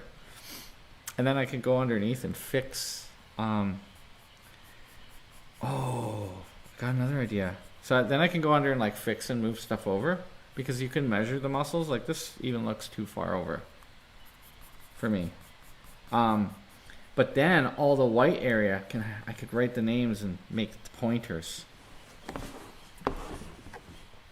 I'm always thinking that what I draw on these are more for sharpening, educational purposes, obviously, but in doing them and learning from them and verbalizing, it kind of ups the ante on the teaching. But if I have that example made for the classroom, I could pull it out. That's what I'm doing with the legs anyways. And I make everything in the classroom 18 by 24. My dream in the very beginning, I ran out of money. I spent my life savings in about 2 months building all the furniture. These things are solid oak. That was stupid. I thought they were going to have to fold, so they have like aluminum or stainless steel with all these internal parts. Like, to just make a bench for yourself should not cost that much. These probably, with all the labor, cost $500 each. Maybe more. I think I'd calculate it was like $534. Inside there's like all these metal bits, because by folding them lots, if you just screw into wood, eventually they crack. So there was a lot of labor involved. Countersink, stainless steel bits, and then I think I folded them twice to get them to draw to drop, just so I could get more in my CRV. But then not folding them, I could get 6 in there anyways. The easels. The cheapest thing for this whole studio was painting the walls green. Those plaster casts from Italy were about $2,500. The wall hanging system was $2,000. Anyways, and so that's beside the point. I needed paper. I have an addiction to art supplies anyways, but I ran out of the money at the end, and what I wanted to do was get the entire wall over the chalkboards with matching 18 by 24 inch frames, and so I could slip in and out drawings by our teachers, which would be classroom examples for whatever course they were teaching, and you know, the students' best work. So I think I calculated the number of how many could fit, but then I switched the wall that was the drawing wall from the painting wall, and so they don't fit perfectly because there's these air pipes up there, the intake air or the outtake air, and I haven't bought them yet because the best frames I found are the IKEA frames for popping something in and out. They have a okay piece of glass in them. It has to be glass. Can't have that crappy plastic they sell at Walmart. If I ordered 36 frames at $20 to $40 each from Amazon and they were crap, it would be a nightmare. So I've yet to find the perfect frames, but I'm still making everything the same size. And collecting artwork. I bought 2 really nice ones from Keith Springall drawings and 2 paintings. Mostly the paintings stay at my house,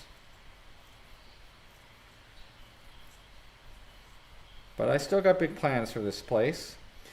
And anytime like a new art book, or in this case I needed new equipment, and I might still need more equipment to make these live streams better. Nice and long. Now we go for sharp. This Let's listen to the relaxing sounds of ASMR sharpening. Good, good. People I can read. Aw, thank you guys. Thanks for being here. And I appreciate the comments so much because I feel a little bit like a lunatic. I'm in like a giant, almost 1,000 square foot studio that's just full of stuff. I'll pan at the end so you can be revealed the secrets that there's nothing magic to this stuff. And honestly, like I make nice things and then I just throw them out. But if you want to be a better artist, okay, yeah, you can read books, you can take classes.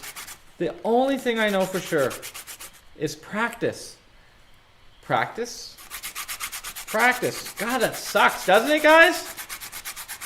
Our hand can't even keep up with our brain, and our brain needs to go faster and learn so many things. I feel like I'm years behind where I should be. But had I not taken that leap of faith to devote my life to this and quit working so much in the movies and animation, which paid the bills, by the way, I thought I was going to be way, like life was going to be really hard, like starving artist, if I gave up those jobs. And so, you know, a lot of people, they'll be like, well, if you're an entrepreneur, just give up everything, then you have to survive. But I want to tell you right now that I think that's BS. I had my feet in a couple of ponds. I was teaching at AU Arts. I still, when it opens, I teach at Swinton's Art every second Sunday. So I have lots of little things, little jobs to help support me. Before the live stream and every single day, I have an hour of work here at C-Space. I was up in Elk Island to do a job. And I still do animation, corporate animation and design gigs. But that used to be 90% of my income. And I didn't think art could support me. Oh, for sure it can. But I like to buy nice art stuff for my studio and art things. So I keep many little jobs constantly.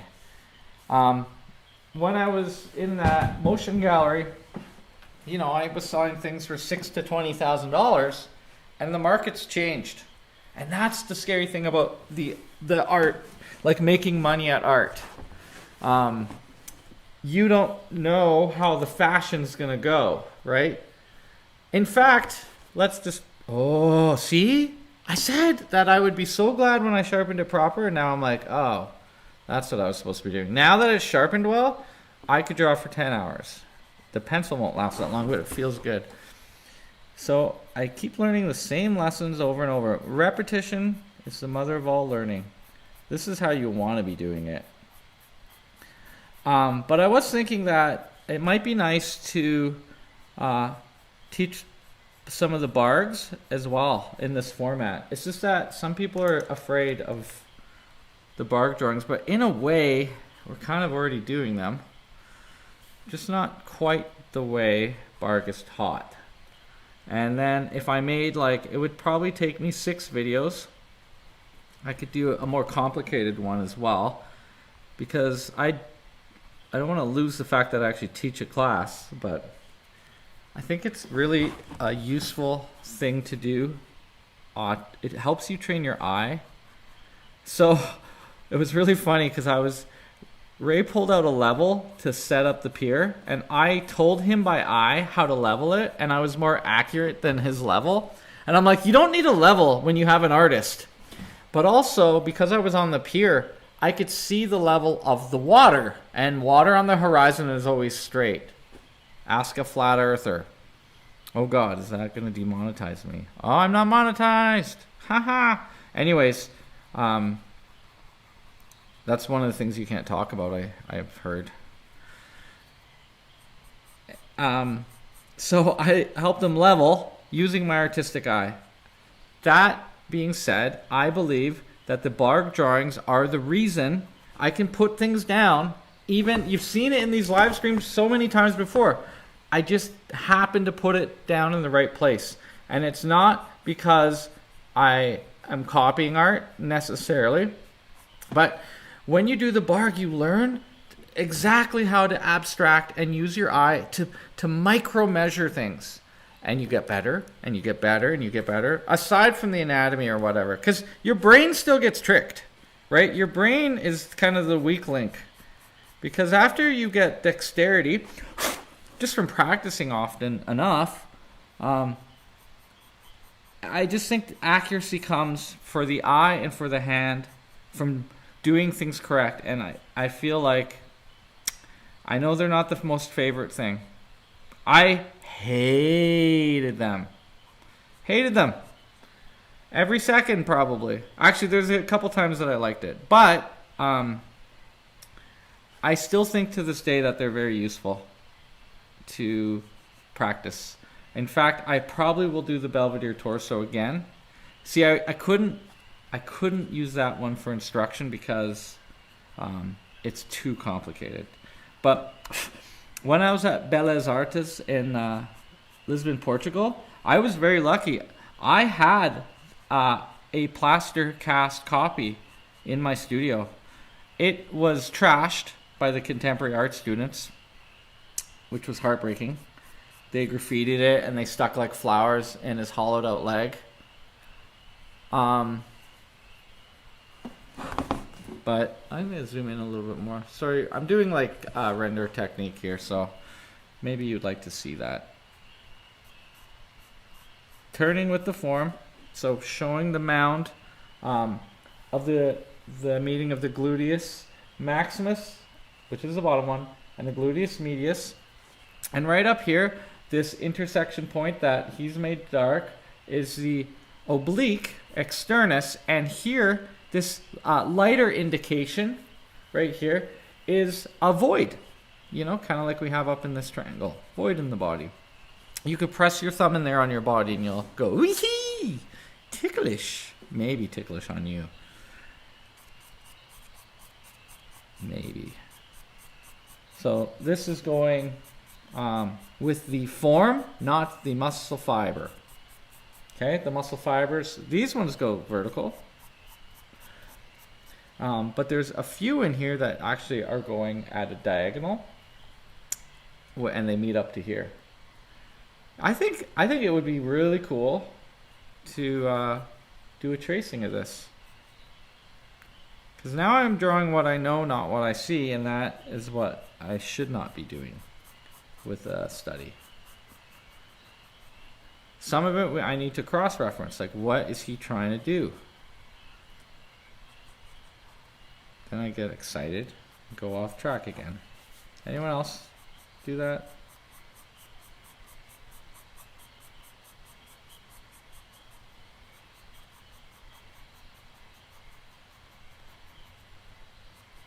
Okay. He's leaving some drawing. So there's a turn here. The aponeurosis and the gluteus medius meet up in a curve, which is kind of like, I guess you could describe it as like the bikini line. And so we can use that in the structure of the drawing as well. And I feel like he's doing that. It's almost like a combination of the two. It's really cool. And if you haven't, please check out that book it came from. The Figure Drawing Handbook by Robert Zeller. I think that's correct. Can't remember everything. And the only reason I can't remember everything is in my youth I smoked a lot of pot. I don't have the capacity anymore. But that's it. That's a good intro to drawing. And these are where I saw the drawings. I didn't know about his work before that book. That's like contemporary figure artists all in there. The ones you probably follow on Instagram and all that. And I like the fact that that book, he's like, you know what we're going to do here? This is, sorry, this little shadow here is like that mound of Venus, those little dimples. I think that's what it's called. Mound of Venus might be the hand, but the handology, love hand. Oh yeah, and I am actually using a 2B. So this is a harder. I would recommend a 6B for most of your drawing with the Wolf's Carbon brand. It's very rich and soft. It behaves more like charcoal. But for like pinpoint kind of trying to be a little bit more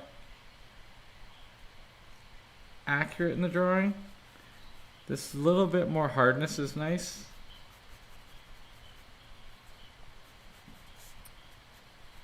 Okay.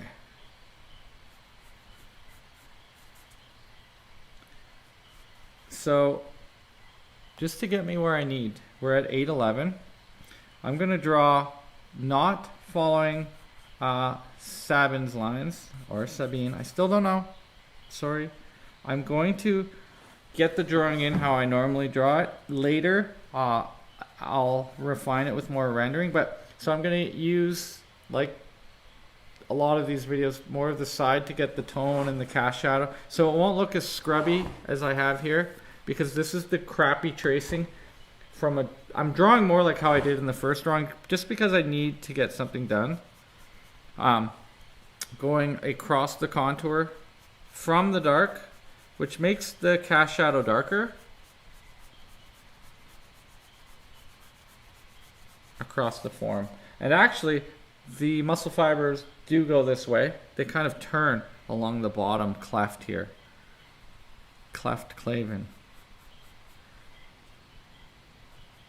My neighbor, who I drew here, G unit, or no, and we painted him too, in the garden. He had sent a speeding ticket. He's like, oh, look what I got. And it had his middle name on it, which was Clifford.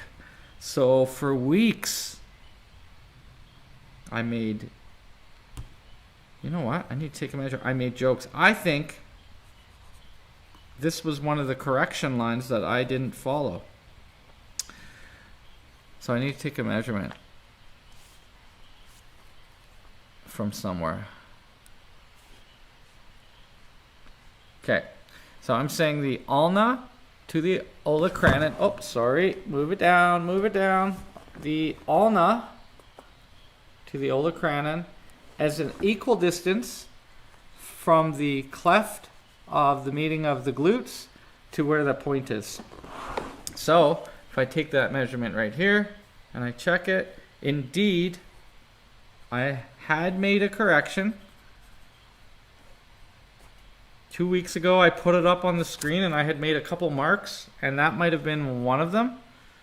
Or when I did my tracing, because it wasn't correct on the first drawing, I bet you. Which makes sense now, but now he's got a lady's bottom. This is when you have to sit back.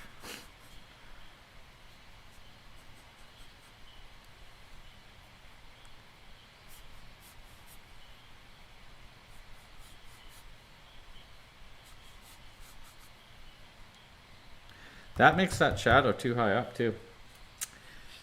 Oh, bunny. But at least it's got some nice tone now. I did use a light table to trace this from the first day's drawing, but I had slid it and I had moved them over to make them fit on the page a little bit better. So I think that was, I knew that it had to go down, which is why this didn't look long enough too. I was wondering what was up there.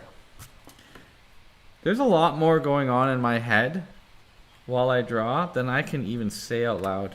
But it's like, what about this? What about this over here? And it's kind of like you look in like a zigzag or something. Mr. Harry, okay.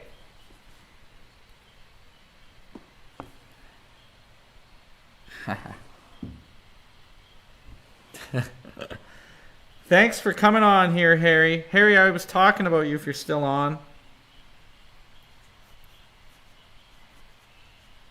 And I guess you won the neighbor thing. I don't think my roommate's coming on here today. I'll bug him about it though. I have embarrassing photos of him from the weekend.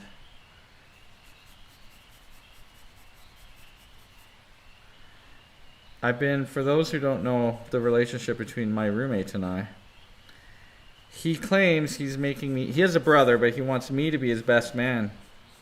So for years, I've been collecting embarrassing photos for my speech. He'll never live it down. If he's going to make me be his best man, oh man, it's going to be quite the AV treatment. I have pictures of him that are so funny. On multiple phones. I've kept all the phones. It's going to be hard to put them all together. But if I do that, he might not get married after. She might walk out on the dinner. When I was Ben's best man, I winged it and I was really drunk. And everyone congratulated me on the best speech they ever heard. I have no idea what I said, but I remember in my mind, so I had been like doing Toastmasters, like I was getting ready because I had to go in front of people and I was so nervous. And I think that's probably why I drank so much. I went to sleep right after. I ate and went to bed and I didn't see any. I woke up again at 2 a.m. and it was crazy. But all I remember in my head is my brain telling me what not to say. It's like, just make sure you don't mention this about this person. Just make sure, don't say this. Even though it's the funniest thing alive, don't. Just make it classy. So I don't know what actually came out. I think there's a recording of it somewhere. I think brother-in-law Bart has it. But it was more like, don't, because Crystal's family's here, don't embarrass the wife. Because it wasn't how to embarrass Ben, because he's the coolest.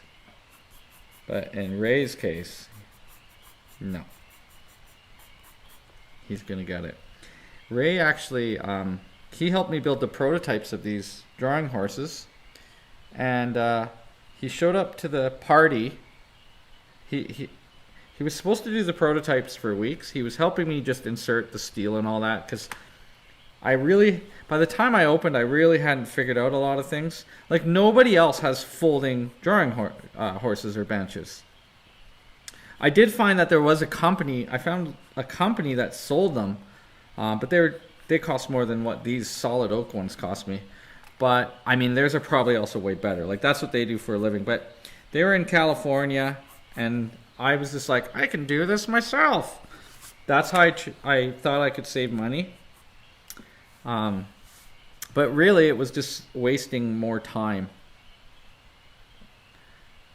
That's an entrepreneur's lesson. You should only do what you love and what you're good at, I think. Because there's someone else to do it better with the proper tools and with more love for it than probably you.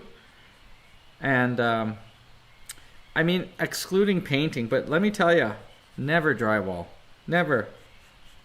Never even try to save money on that. Just pay the guys the money. It's the worst job in the world. In the shadow of the leg, he's actually showing the separation of the two muscles as the core shadow. Really. That's what's happening here. Snuck something over there. Okay. That's cool. So the back of your leg is like the inside of your arm.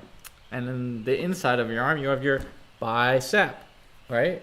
So here, the hamstrings are like a bicep. In fact, they're called bicep femoris or femoris, femur bone. Bicep femoris. Yes, hopefully someone got something out of this today. I mean, I'm sure there's lots of ways to learn these things. I learned them all pretty much from reading books, but sometimes I'll hear it. Luke taught me malleolus. I just said ankle bone. you pick up these things. Keith knows a lot about anatomy. So you just you talk to your friends, you listen to this live stream maybe. I don't know how it got so anatomy based. It's supposed to be figure drawing. I feel like figure drawing is different than anatomy.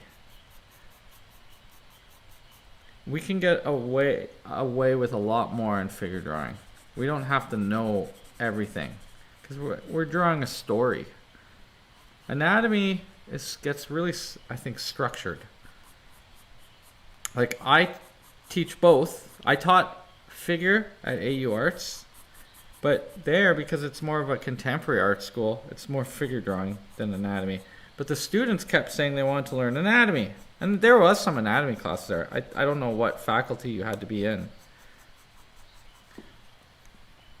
I kind of got that job there. I was grandfathered in and worked in Con Ed because I worked in the daytime. So I taught a lot of night classes, some day ones too, but I actually taught animation, After Effects. I was in the design department when I was the sessional teacher. And then that led to, it's a strange thing how I got all my jobs. No one has ever asked me for my degree in art or in filmmaking or anything. So that was a waste of a lot of money. No one's really asked for the credentials I thought I had to get, I guess. I would say that if you, I really wouldn't worry if you don't got an arts degree unless you want to be in a university system to have like a master's or just the time off. Needless to say, at that school, it was more figure drawing, like being expressive and you could get away with cheating, like, well, the man's more boxy shaped, so I'll draw straight lines, and different approach for sure. And so it's definitely more about creativity and artistic development over like personal development, really, more than this type of skill that we do here at the Atelier. And so I don't feel like there's duplicity. I think there's enough room definitely for both of us and a whole lot more. But a lot of my figure knowledge came out of an interest in martial arts, which I did for a very long time. I'm actually more sporty an artist, which is maybe why I liked Matthew Barney. He was an athletic artist. And why I always use the metaphors similar to sports or mastery, like in Aikido. Because I studied those types of martial arts for a long time. I just really wasn't into team sports. And so, keep the body moving. It became really fun.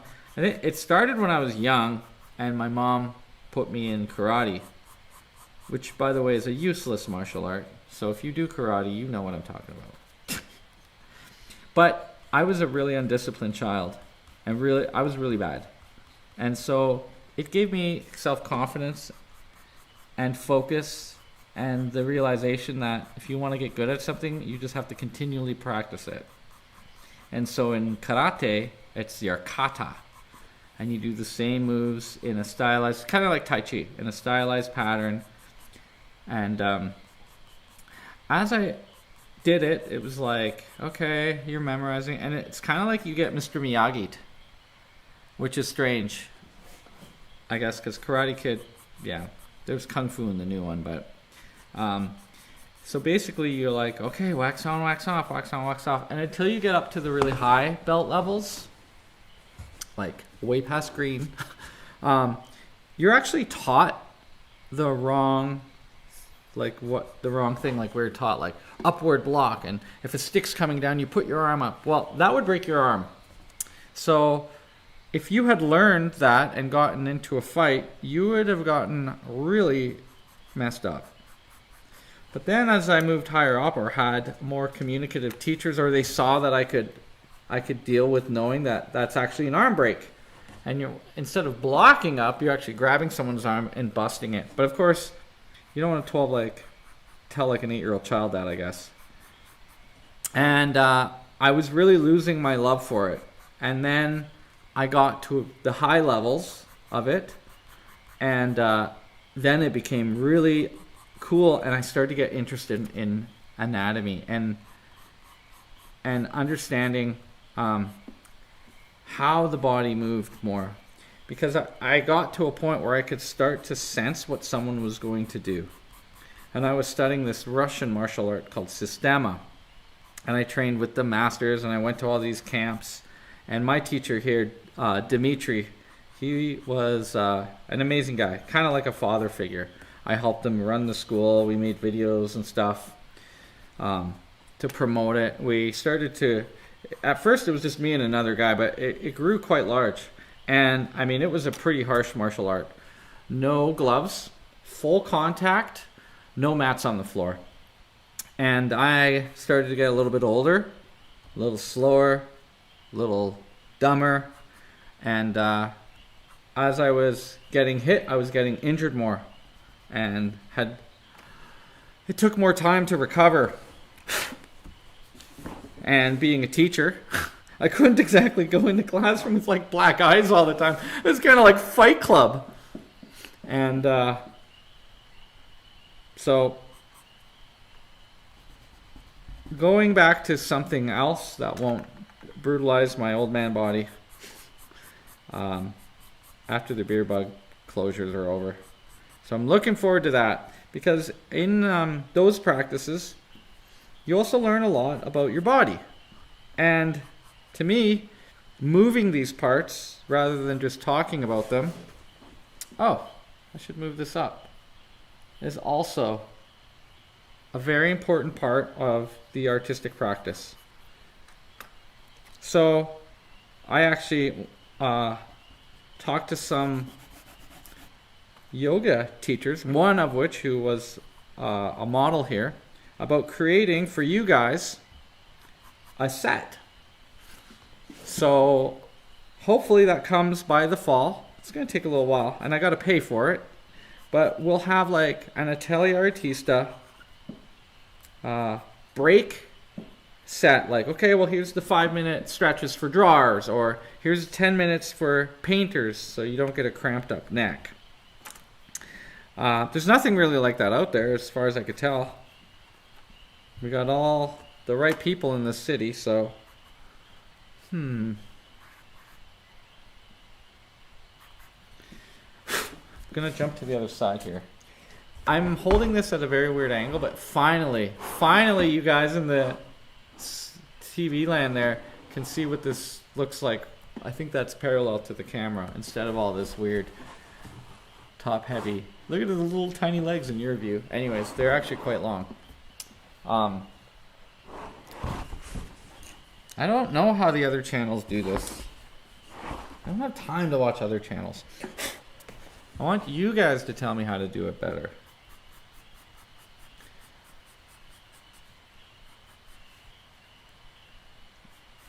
Okay. This is dull again, and I'm not happy with it. So, a little sharpen. Get your bags out. Array of arts and culture in the refinery. Aw. We want you to come back, Harry. Sorry, I'm reading because I'm sharpening, I'm reading, so I'm talking to the air about something that could have happened 20 minutes ago. Mr. Harry Wong, an amazing artist in his own right.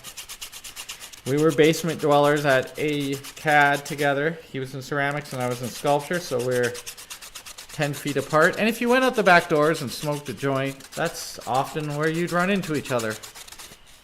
I'm not bashing my first education in the arts, because everything you do you get better and learn from. I would way rather people come here, of course, because that's how we stay open, but also I feel like I am taking a holistic approach here to teach the things that I really didn't know I was missing out on. But also, this is only a figurative place. Like, we don't do ceramics or anything here. You can't do glass blowing, you know. There's lots of stuff that you get at the other school. But what really got me pissed off at the other places was just the cost. You know? I think with all this new learning everyone's been doing, without institutions, I'm pretty good now at actually showing up for online classes and stuff for myself, because I started being a student as soon as the school closed down. I was like, well, this is my chance to learn. So I enrolled in a Cornell ornithology course, and I'm almost done a Young Archetypes course. I've even signed up for Latin because I figured it'll help with the muscle stuff. Who knows, maybe I'll be a doctor someday.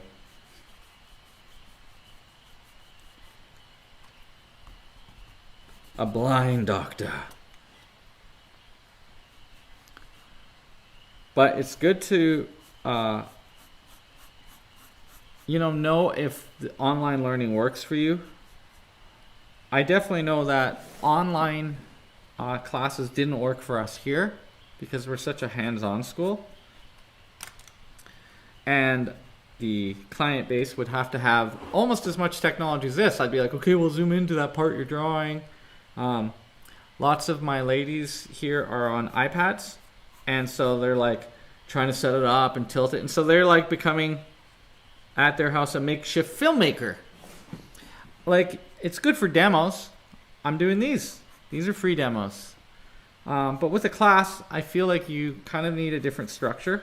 And all the students who wanted classes were the painting students, and the problem is if I don't have two cameras set up, but if I can't see how they hold their brush and how they mix their colors, because their camera's not set up like mine to teach. They're kind of looking at it so they can see what I'm teaching and see my face. It really didn't work. So we'll see how if things change and where things go in the future. But if you can learn online, there's so many great places to learn. What I like about it now is like, Keith kind of alerted me to the fact, maybe my school will be dead soon, but you can now just pick, rather than the region you live in, you can pick the artist you want to learn from, and there's so many services out there. And what's cool about that too is like, so I fly around a lot. It's very expensive to go learn elsewhere from a teacher. You don't get the same personal effect, but like when I went to learn from Shane Wolfe in Paris, I got to go to Paris and I got to see the Louvre and stuff. But I mean, that's $6,000 that maybe would be better spent elsewhere. So maybe you learn from a person direct, and then you study with them for years online, and then you go back and you catch up or something. I don't know. But I feel like now, in a way, the institutions are going to be in trouble. Just like businesses. Like, our city is empty right now. Because people don't need to go downtown to work. Well, it was empty until I got home today.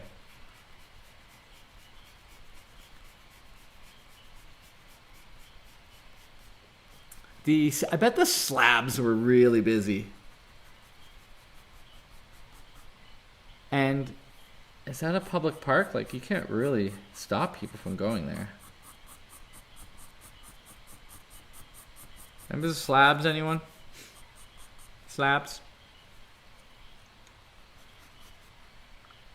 It's probably full of hipsters right now. It's still nice out right now.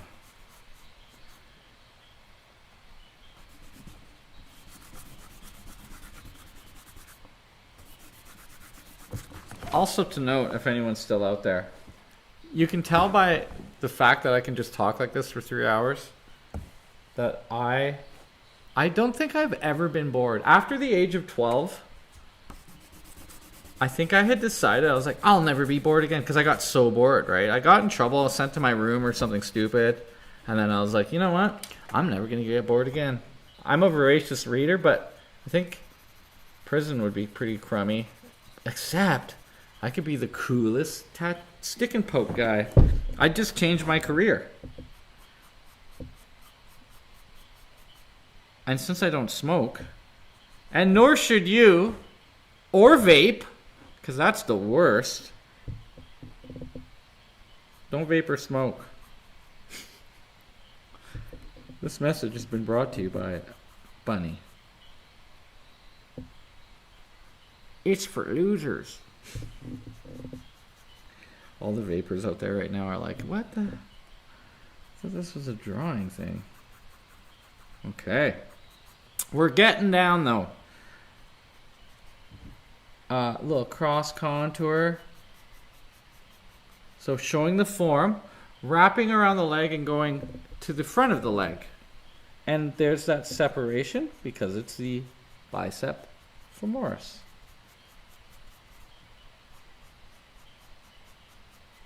The other thing actually for this Latin class I thought it would help me learn botany. I also really like landscape stuff, but I'm not going to ever teach landscape here. There are much better people like Doug Swinton. Just go down there. Plug Doug. I just like doing it. I don't necessarily consider myself a good landscape artist. It's not.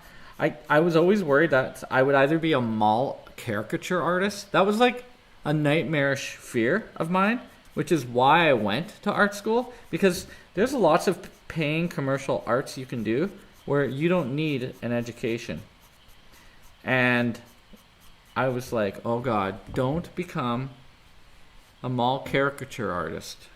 Because to me that was like not the level, right? But there's a couple of them in town. They're so good. So at the same time, that's just a lame reason to not like a caricature artist, but they're really good. And I know on Stan Prokopenko's stuff, he has that court guy or whatever. He's starting to expand into other teachers. And he had like this whole, I don't know, this was years ago, a caricature course or something like that. Anyways, that guy's drawings. So I followed him on Instagram when I was on it, and his drawings were also so good. It's just that whole like animation and cartoony thing. I wanted to be, my stuff was so dorky and humorous that I wanted to be more sophisticated in my approach. So that's why I started learning the classical things, to take out the dorky, goofy bits.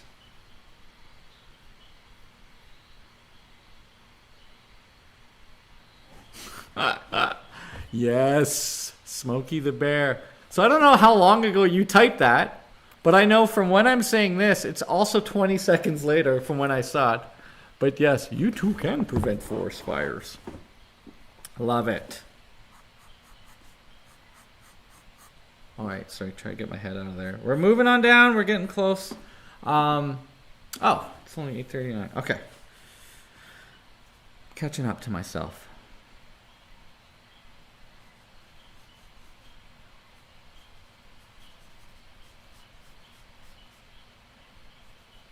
I'm resting on my laurels, actually. This is like what not to do mostly. Don't do what you already know how to do, but we can go back and render more. I do like this idea of the muscle study. I didn't take a break and I didn't go get any reference books, but like I said, you can find all that information I put on the website already. I didn't put like links to the books or anything.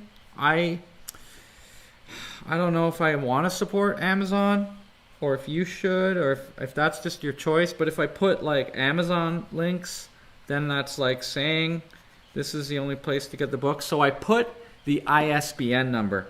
So you can type that ISBN number and you find it your way. It's so political and polarizing sometimes.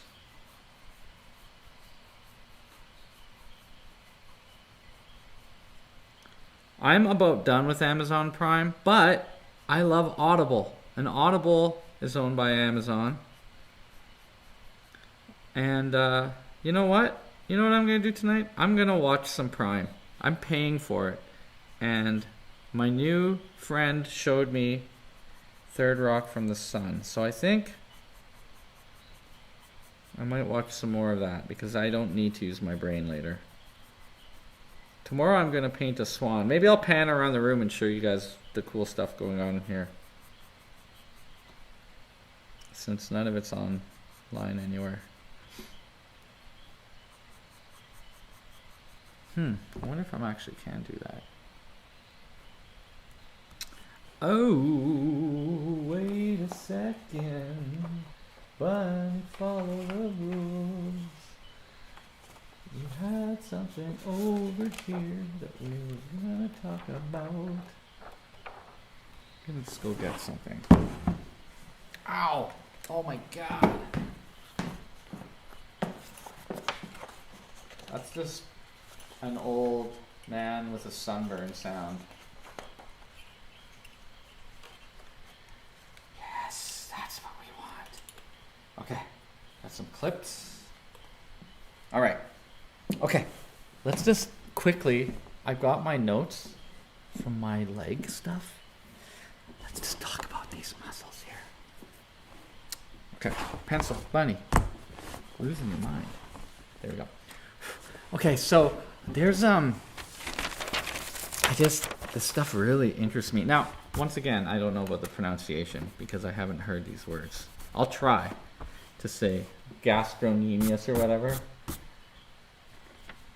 There's like a C beside an N on that word. What? No! This paper's ruined by my hands.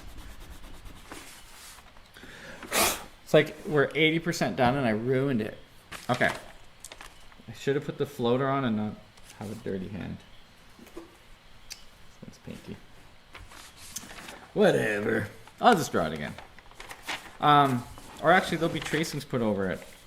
So down here, after that bone, so there's on this side of the back of the leg, right? People say you got your tendons, the plantaris, and the, what do they call it? The semitendius?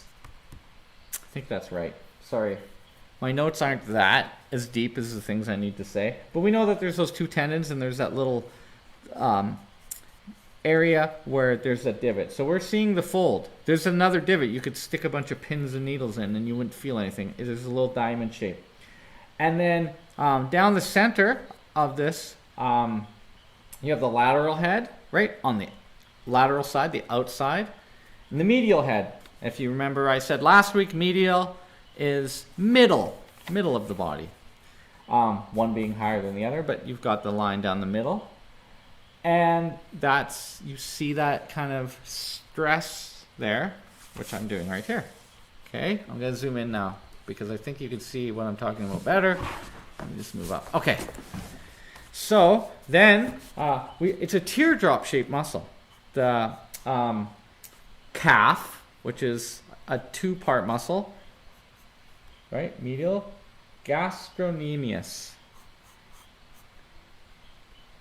Or gastrocnemius. I don't know. It goes like C and then anyways, I'm gonna, it's right here, but I'm gonna emphasize it a little bit. So he's doing the shadow, but this is actually how it attaches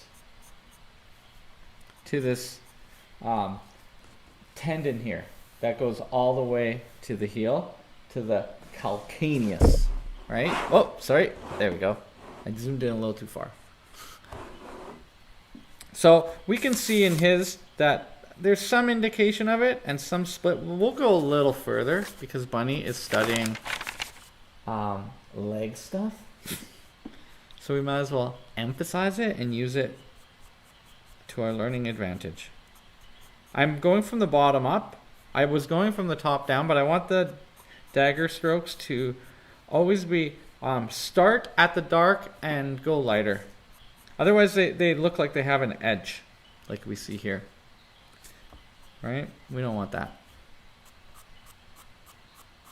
And then, like as I stroke, it kind of lifts off too. Okay, so down that center line, we'll just draw it in, is the split.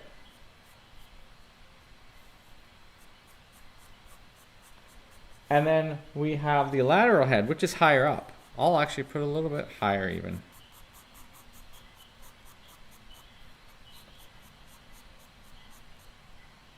On that side, there are these Peroneus. That's what it is. Peroneus longus. PL. I don't have these memorized yet.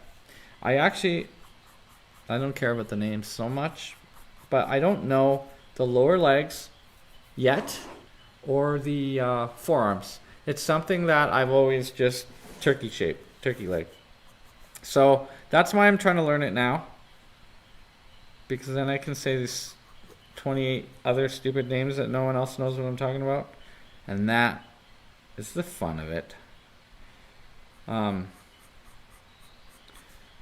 So on this side and this side of the knee, we're seeing landmarks somewhat, and there's tendon material, semi-tendinitis, semi-membranous. So they kind of fluctuate in and out there of back and forth. That's why you see all those kind of lines and ridges, including one here.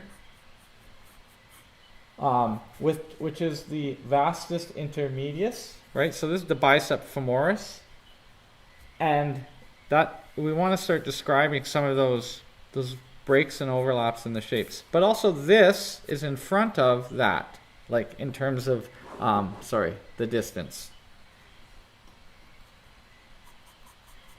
So this you could use reference material for, because it's a little bit in the light, which is nice. Often the legs are not. They're at the bottom.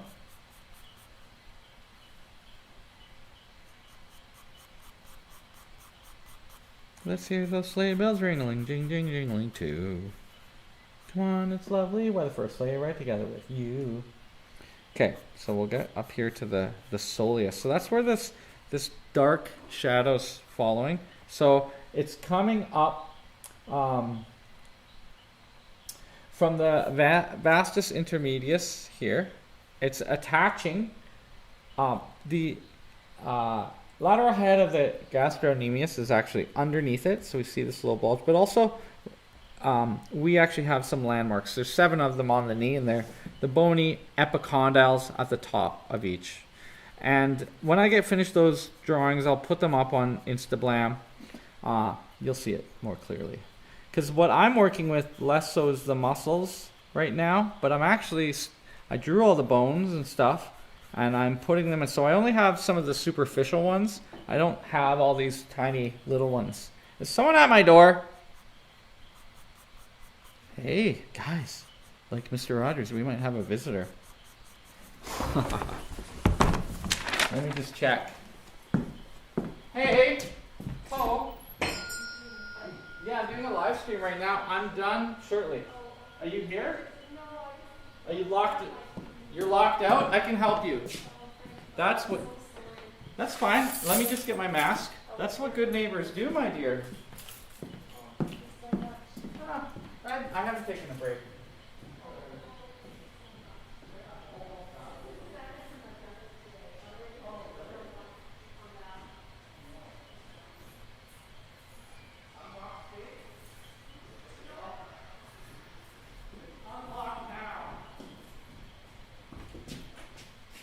Won't you be, please won't you be, please won't you be Bonnie's neighbor. I have a master key to C space, guys. And that lady, she's like, that's the second time I've done it today.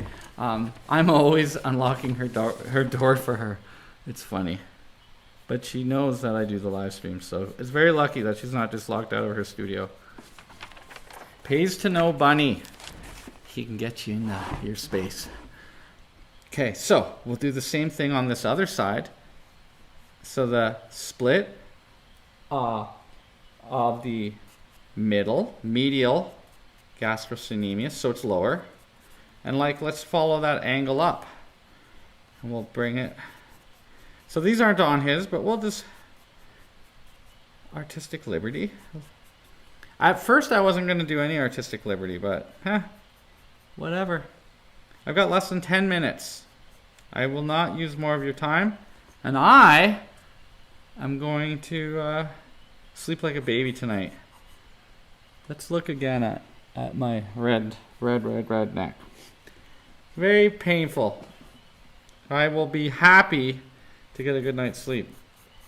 Man, I slept like a baby last night. At the beach house, I had the windows open, the super comfortable bed. A lot smaller than my queen size. I don't take up that much room, I guess. But it was luxurious. Luxurious. So this is a cast shadow, which I normally would say a hard edge. For sure there's a hard edge. But it appears that he's also drawn beside it. Back to Sabin Howard, which we are copying. You know, making the shadow more firm. The further away the object that's casting the shadow, that can happen as well. Or when a shadow comes from a rounded object, because the light bounces in and around. Just something to be mindful of. What are we trying to show? There is a really good book on shadows, and it's not a very exciting book, but it shows you how, like Salvador Dali and stuff, used lines to cast them based off the directions, so that even if you're not working with 3D live models and you're inventing things like Salvador Dali, right? Because that's a lot of that was invented. A lot of it's from life too, but if he had like floating orbs or boxes around his wife Gala in this painting, but he didn't actually have the boxes, he used lines to project them down. And that kind of stuff I think is really helpful, because when you have to think through a problem on your own, perspective drawing can work, but learning how to do light and shadow has different rules. That is really breaks my heart that I ruined that drawing with my greasy hand. So I kept rubbing in my hand, and there was already material down there, and you sweat a little, and the more you press it in, it turns a little bit greasy.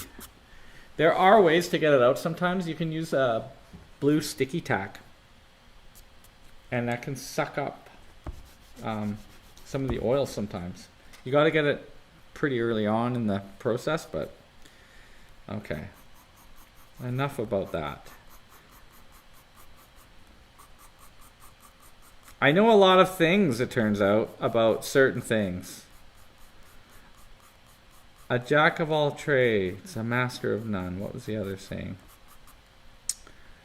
I'm just always surprised by art, how much art teachers don't know.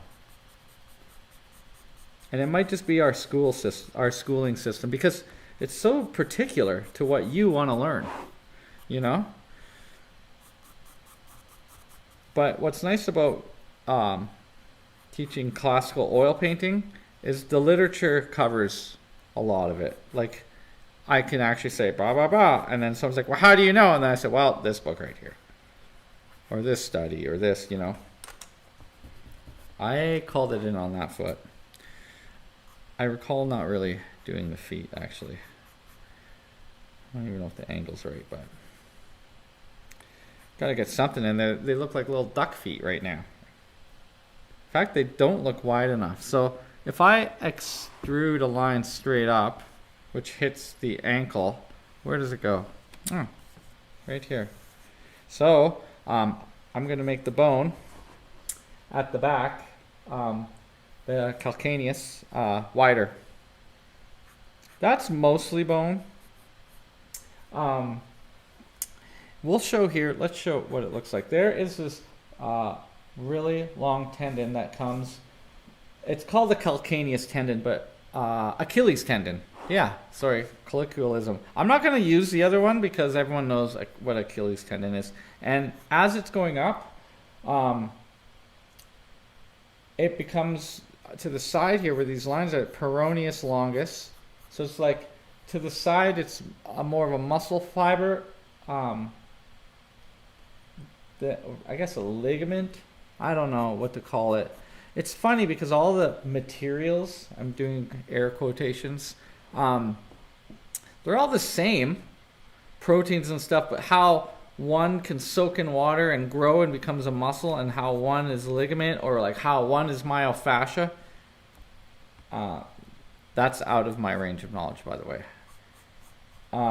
Around the side here, going forward, is your soleus muscle. Oh, this is light on his drawing. Oopsies.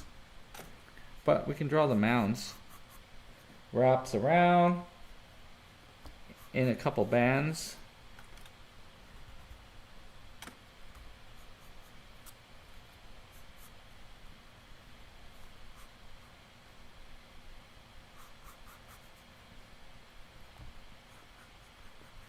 Oh yeah, I'm running out of time here. So, damn it. Let's just, thanks, Keith. We didn't quite get there. I'm tired. I showed up, did my 3 hours for you guys. I didn't take a break. That might be why. You really have to take these breaks. Like, seriously. They're so important.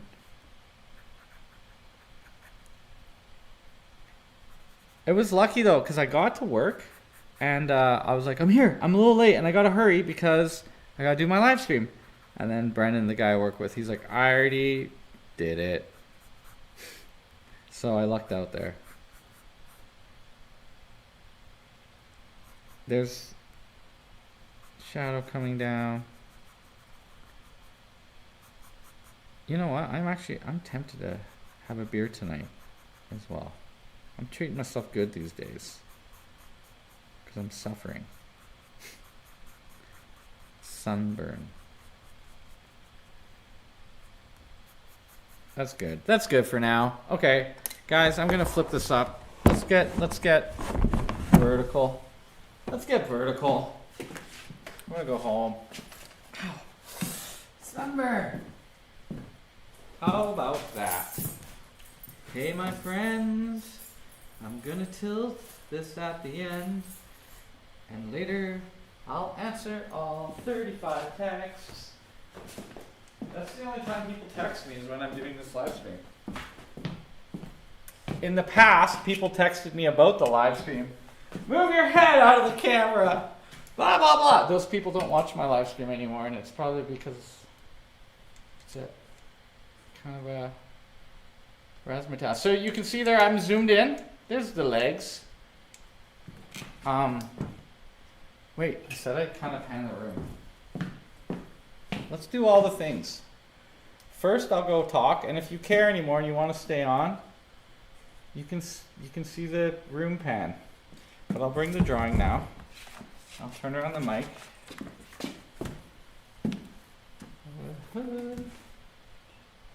Here's your, thanks Keith, looks good.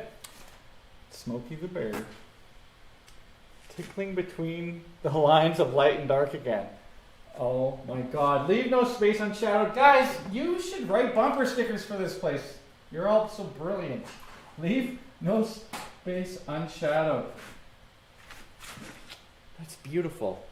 Hey, we didn't really use this guy either. Happy Wednesday! Whoop whoop. So, there's where we got. It's not done. Chaos. I'm going to draw it some more.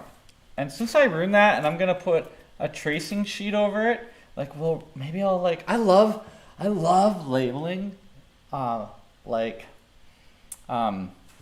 it looks like it's medical. You know, where you put the line and then you put the word across. I don't have an example around, but when I applied to art school, I was doing écorché, like flayed bodies. But I was like, look, this name. I just love looking at scientific looking stuff, but blank, like no background. We didn't really study from this in our perfect practice. He has like head lengths here, I think. I don't know if you can see that. And I discovered after drawing it once, then tracing it, then studying it for this whole session, that the whole time he had drawn a box and 2 lines across for a trochanter. So look how much time that was, and I didn't even learn a structural thing. But that wasn't what I was looking for. So if I drew this again in another mindset, I would learn something else from it. But he has like 10 other cool drawings that it would be cool to learn from. Although, I don't know how much longer I'll be alive on this earth. So you got to choose your battles wisely, especially with art, because you could be doing master copies forever and never do your own, which sometimes happens to me. But here we are. Here I am. Here's a delay. Actually, my neck doesn't look that bad. Does it? Hi-yi-yi. Base coat. I'm going to pan the room after because the light comes in at this time of year. The azimuth on the corner, the azimuth is that degree between winter solstice and summer solstice that the sun moves across. And at this time of year, it's the most beautiful because it actually comes in the studio.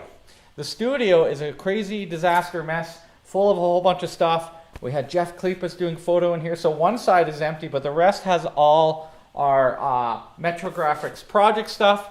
And I just want you to see the beautiful light. It's hitting some of the sculptures so nicely tonight. Should have been a wrapper too. Okay, so yes, share, comment, like, subscribe, do all the YouTube things. Thank you again.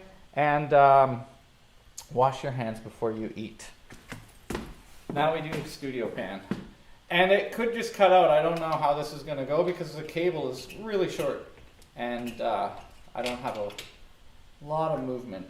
Oh my god. Okay. Oh, this is fun. So, let's just, oh god. This is as far back as I can go. This is my setup. So I have like an easel that I attach this magic curtain to.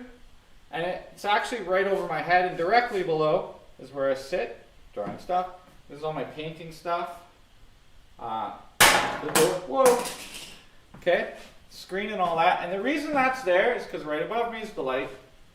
But let's look at the other light. So the room is just full of stuff. But look at the light. It's hitting my paintings right now. It's not doing it justice, but the light is a golden color. Let's see if it adjusts. Okay.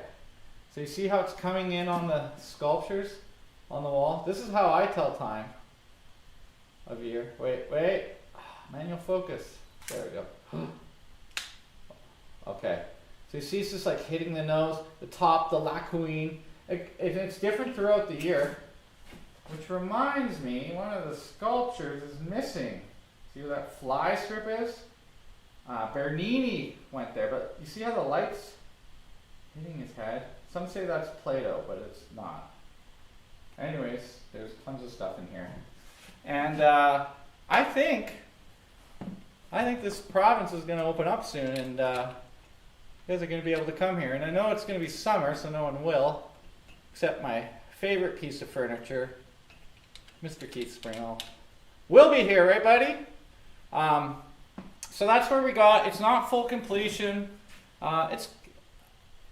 You guys have been hearing me say this lots. It actually kind of bothers me that I say it now, but it's good enough. Good enough is enough sometimes. Because you also can't obsess. You got to know when to quit. Although she does look far better than he. Those look kind of cool together. If you're making a drawing, just send it to me. I won't share it on. I'm not even on social media, but I'd love to see what you're doing, and I will give fair and value constructive words if necessary. Sometimes it's nice too to get validated and just be like, you know what, you showed it to someone. We make art a lot for ourselves, but also to put it out there to make the world a more beautiful place by others. And I literally say that in my head every single time I think about it. Like, why am I doing this? And you know, there's brash and harsh art. There's the type of art like monk. There is art that is therapeutic for the maker. There's art that's therapeutic for the user. There's so many types. I think figurative art celebrates the beauty of the body. I think great Renaissance art also celebrates the story within man. They were really into like Greek stories and stuff like that. And for me, making art means that it has to be beautiful. But for me, there's also a line somewhere where it can't be beautiful and decorative. It has to still have story, you know, for me. For you, whatever. But with that being said, think about what that is. What do you like? Make a list of all the artists you like, or what is it that's common. Sometimes it's good to go outside of the sphere to learn. If you're only a figurative painter, then you're like, I'm going to go do gouache plein air. When you come back, you get better. But what is the aesthetic? What is the thing you like? You could make a manifesto and rules for yourself to stay within for a time or never to go out of. Because innovation and creativity come from constraint, not from complete possibility, I believe. So that even got philosophical today. And with that, I'm going to cut the show with the hat flip and say ciao for now.